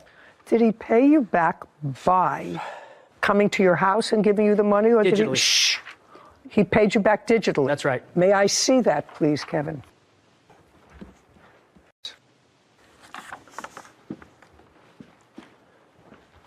Okay. Kevin, I'd like you to show this to the plaintiff. Have you seen this? No. Okay, I'd like to show this to the plaintiff. So Mr. Ivan acknowledges that your husband, Miss Friend, pay attention, that your husband paid him back more than half of what he had borrowed. Now, then you took back, Mr. Ivan, from the account how much money? $236. No, that's not true. Shh. We can go line by line. Shh. That's a debit, not a credit. He sent the $1,400 from $100 Michael's to the account. The leftover. Just a second. You can't do that, sir. I have a baby. Listen to me. You were there. You provided a shelter for Michael. To get away when from he her. was- That's right. I'm sorry. I'll stop. Courtney Friend has accused her former friend, Joseph T. Ivan Jr., of stealing money from her deceased husband's bank account. Which of these charges? There's an $80 charge, a $60. Are those your charges? Yes. Okay, hold on. $140. Just a second. $145. Yes. A $77.35. Yes, and that's it. Those 4. What about Cash App? That's the digital transaction that you just had. Oh, an $845. Got it. I'm still owed $392. Okay. Now, how much money do you allege, and I'm going to give this to you or give you, you must have this. How much money do you allege that he took out of the account? I'm asking for $2,700. I don't care what you're asking for. That's irrelevant to me what you're saying. Oh, well, I don't care what you think. Miss Well, Friend. it's proof right there. I don't. Other than the $1,400, which he says he transferred to the GoFundMe page, did you receive for your daughter any part of this $1,400 that came from a GoFundMe page? I have not, no. Okay. Just a second. Okay. But the GoFundMe page was subsequent to your husband's death. Is that right? Yeah. Who started the GoFundMe page? It was my husband's. So this money did not belong to your husband. This money was not money from your husband. This money was started by somebody else, not the defendant, and somehow ended up in your husband's bank account. Am I getting that right? No. Well, what's this 40? How did it end I up? transferred it from. That's Michael's bank account ledger that's attached to my digital wallet. I understand. And it's going to the GoFundMe. A GoFundMe is a special account that's set up in a tragic. Or well, not necessarily. I know exactly what it is, but what I'm not following is why would it not be in this? It is. He's saying that is a to, not a receiving. That's a debit, not a credit. He sent the $1,400 from $100 Michael's to the account. Just a second. Oh, you can't do that. Sorry, sir. You can't do that. So you took out money that didn't belong to you because at best case scenario, you're still owed $400. $392. Yeah, okay, $400. You were still owed $400, and you withdrew the fact that the last person on earth that Michael would want to have that money is this person right That's not your judgment to make, sir. That's fine. Just a second. That's not, listen to me. I tried to explain to you what the laws of intestacy are in this country. If you die without a will, there are certain people who get your money, whether the deceased hates them, wasn't talking to them, it doesn't make any difference unless he and his wife are separated by a lawful separation order by the court. She and his daughter are entitled to this money, and it's not up to his best friend or his best friend's friends or other people to say he was angry with her, she threw him out. Whatever the reason that you're saying Michael would want the last person to receive any money from this GoFundMe page is the plaintiff, that's not your decision to make. You took back some of your own money. He paid you back some. You may get skunked for $400. I don't want it. Just a second. You may get skunked for $400. But if you sent this money to a GoFundMe page and that was $1,400 for the family's name, Your Honor, you can't do that. That's fine. I did it because Michael would not want her to have it, so I gave it to his family. Okay. Well, you can't do that, sir. I have a baby. I'm not faulting you emotionally, sir. Yeah. Listen to me. You were there. You provided a shelter for Michael to get away when he was. That's right. I'm sorry. I'll stop. That's a fact. It's just the truth. Judgment for the plaintiff in the amount of $1,400. We have finished. This court is adjourned. It doesn't matter. The woman's a fraud. She's a fraud. That that money should not be going to her. She's the last person on earth that this gentleman wanted to have that money. I'm happy. I'm happy that she's right, because it's not. I mean, what kind of person would... Courtney's out for money. Always was in the relationship. Take money from a new mom, someone who's grieving. It's been such a mess, and I feel good about this. Because I'm the only one who would do the right thing with it, and he knew that. He was very defensive. He was very defensive and very hateful. I'm the great guy. He'd want me to fight the good fight. All good. He shouldn't have took anything from me. I've already lost so much. Happy it's over. I've lost my best friend, my husband, the love of my life, and the father of our new child. It's not okay. He caught me in a very vulnerable state. That case, for as tragic as it was, and I really felt for the plaintiff, brought me right back to wills, trust, and estates, and the basic, 3 rules: age of majority, of sound mind, and a writing. And it's just really unfortunate that the plaintiff's husband didn't have one. If I were to venture a guess, I would say that most people, when they're under 40, don't have a will. Yeah. He was a new father, baby. Makes it all that much more important. Yeah, it does. But he was a new father with a cocaine addiction. Yeah. Tough to try and guess the mental state of someone going through that, But I also agreed with you that you can't fault the defendant for his emotional. He knew how his friend felt, and he was trying to carry out those wishes, but there is the law and there are rules, and you can't take it upon yourself to redistribute your friend's money. Or the GoFundMe money. Yeah. A Nepomuceno for rent and the cost of 2 cats. Court come to order. All rise. Have a seat, everyone. Case 2170, Jolie versus Calderon Nepomuceno. Thank you. You're welcome. Oh, my goodness. Calderon. Hello. What's your first name? Amante. Amante? Yeah. Good. It's much easier than your last name for me to pronounce.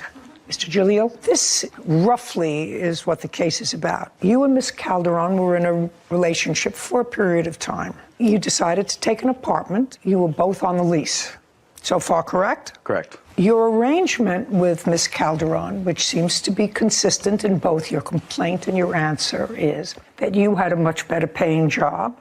She was going to provide the food and some other stuff for the house, and you were going to be covering the rent when you lived together, which you did. Correct. There came a time when Armante, who was a friend of yours, came to live with you. According to you, he was going to help out with the rent. Correct. He came, he lived with you, he helped out with the rent. You were no longer a couple with Miss Calderon. She stayed in the apartment for a period of time, but then they both left. Correct. And you're suing both of them for rent and for the return of 2 cats that they took when they left. You claim the cats are yours. That's correct. That's what the case is about. And some cat expenses in the event that I let them keep the cat. Cats. 2 cats. So when did you and Miss Calderon sign a lease together? We signed the lease together at the end of July with the landlord present. July of 2022? July of 2021. Correct. And it was for a year? Correct. And you had a job working for whom, sir? I worked for a company called Steris. What do they do? Have 8 years under my belt this year. And when you moved into the apartment in July of 2021, what kind of work was Miss Calderon doing? At the time, she was working at an animal hotel. It was a pet daycare boarding facility. Okay. Were you an hourly employee? I was an hourly employee. And I am correct that when you moved in July, your arrangement was that you were going to pay the rent. That was the arrangement. Correct. When did Armante come to live with you? About August to... That's right. Correct. Shh. He... Just... Amante was going to be our 3rd roommate. You mean 1, 2, 3? Correct. Well, you're not roommates, really. You and the defendant, Miss Calderon, were not roommates. You shared a room. We shared a room and... And Armante was going to live where? In another room. And what was your arrangement with Armante with regard to paying rent? We would split the rent 3 ways. Is that correct? Yes. And how much was your share of the rent? What happened when they signed the lease, I came in, They signed everything. Well, you didn't sign the lease. I did not. But you were there from the beginning? Yes. And it was your agreement with the plaintiff that you would pay a third of the rent? Yes. Great. We asked the landlord Okay, so, hey, try not to hold each other's hands. Let's do the coochie someplace else. So you agreed with the plaintiff that despite the fact that you were not on the lease, you were going to assume the responsibility of a third of the rent, $927. Yes. So you moved in July, August, September, October, November, December, January, February, March. You left in April? Yeah. So you were there for 9 months? Yes. Did you pay rent for the 9 months? Yes, ma'am. Is that correct? He. Why did you leave? I decided to leave because he decided to go to another place he was offered. What do you mean he decided to go to another place He that was... got a place from his grandparents in another city. So I couldn't hold down the rent with her, so I decided to leave to save money and go back to my parents' house. Now, Mr. Jalil, you see, you don't make up a story like that, like he just told me. A lot of that has the ring of truth to it. Where are you living now? My grandparents' house in an in-law unit. So when did you tell them that you were going to a different place? In March. When did you leave? I left in July. Did you let him know that you were staying until the end of the lease? I what? I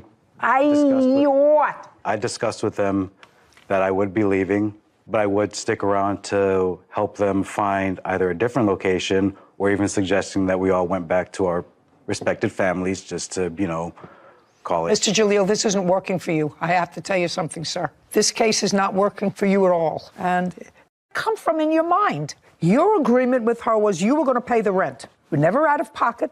Your agreement was you were going to pay the rent. He paid his rent when he was there. He paid his 1/3. You then told them you were leaving. That's a whole different story than what you wrote in your complaint, Mr. Jalil. Do you understand? Correct. It's a whole different story. So, at best, Armante would owe you for 3 months' rent if they just left. But you told them that you were leaving. Now, when did you find out that they were a couple? I found out at the end of April. Were you all living together? Yes. So you just had 2 months left to the lease. So he was paying you. He paid you in March. You had May, June. You signed the lease in July. So it was over at the end of June, June 30th. It would have been over at the end of July, Your Honor. Well, she doesn't owe you any money for rent. At most, he owed. When you took this apartment, this expensive apartment, that was almost $3,000 a month rent, had you had a discussion with Armante about moving in with you before? Yes. Okay. Mr. Jalil, I'm reading your complaint because something wasn't registering right with me. You say you moved into the apartment together in August of 2021. Then you go through a whole bunch of stuff about a cat and then another adopted cat. You said in October we adopted a second cat. Around this same time, a third roommate moved in to shoulder some of the rent. Well, that's not true. He moved in right at the beginning. And that was... that was what? That was... a mistake. That was a mistake. Okay. But Armante acknowledges that he agreed right at the beginning. He volunteered the fact that he was there at the lease signing because it was agreed at the lease signing that he was going to pay a third of the rent. So, sir, you owe him rent as long as you show me that you've paid the rent. You moved out in July? Yes. And you paid your rent through July, or were you evicted? No, I paid my rent in July. Through July? Yes. Okay. I'm not subtracting anything because you stole his girlfriend. That's fair. What were you requesting when you filed your small claims case? Either the return of both cats or $5,000. That's not happening for you, Mr. Jalil. Kamar Jalil claims his former roommates, Katie Calderon and Amante Nepomuceno, are wrongfully keeping his cats and owe him rent money. Now let's deal with the issue with the cats. She doesn't owe you any rent. That was not your agreement with her. You moved out in July. August, September, October, November, December. 5 months ago, she's had both cats, right? Correct. She says they're her cats. When did you first file a small case? Be careful. I was requesting either the return of both cats or $5,000, which was the accumulated expense of not just the cats, but also the expenses of her dogs as well. So any animal expenses for the time. That's not happening for you, Mr. Jalil. When the cats were either registered or went to the vet, whose name is on the sheet as owner? I believe it was Miss Calderon. Is that correct? That's correct. And she owns the cats, and she's had them for the last 5 months. I suggest that you go and adopt 2 more if you want some more cats. Do you understand? Yes. You were living together as a couple. However, your friend Armante has to pay you for the couple of months' rent that he didn't, because he says, not you, he volunteered that was your agreement from the very beginning. So he owes you $1,854. We're finished. Thank you very much. This court is adjourned. I think he's just kind of butthurt that I moved on. At least now I can put everything behind me and say that I did try. I didn't think it would escalate. I find fascinating, Sarah, that people will write and or be assisted in writing a complaint and an answer, but they read it over. This man is an intelligent man. He has a serious job for 8 years. First of all, he was suing for $10,000. Come up with that money. $5,000 for the cat's expenses, ridiculous. But his complaint had really nothing to, even the timeline. As your clerk, I know that is a pet peeve of yours when I don't understand they it. don't match up. If you're going to tell a lie, at least tell a consistent lie. Right. I think the right thing happened. I think the defendant friend admitted himself that he owed the rent, and that was great, even though he probably should have just kept his mouth shut. And not said, I was there when the lease was signed. This was always our agreement. Yeah. I was going to be the but third he was roommate. honest, which we always appreciate.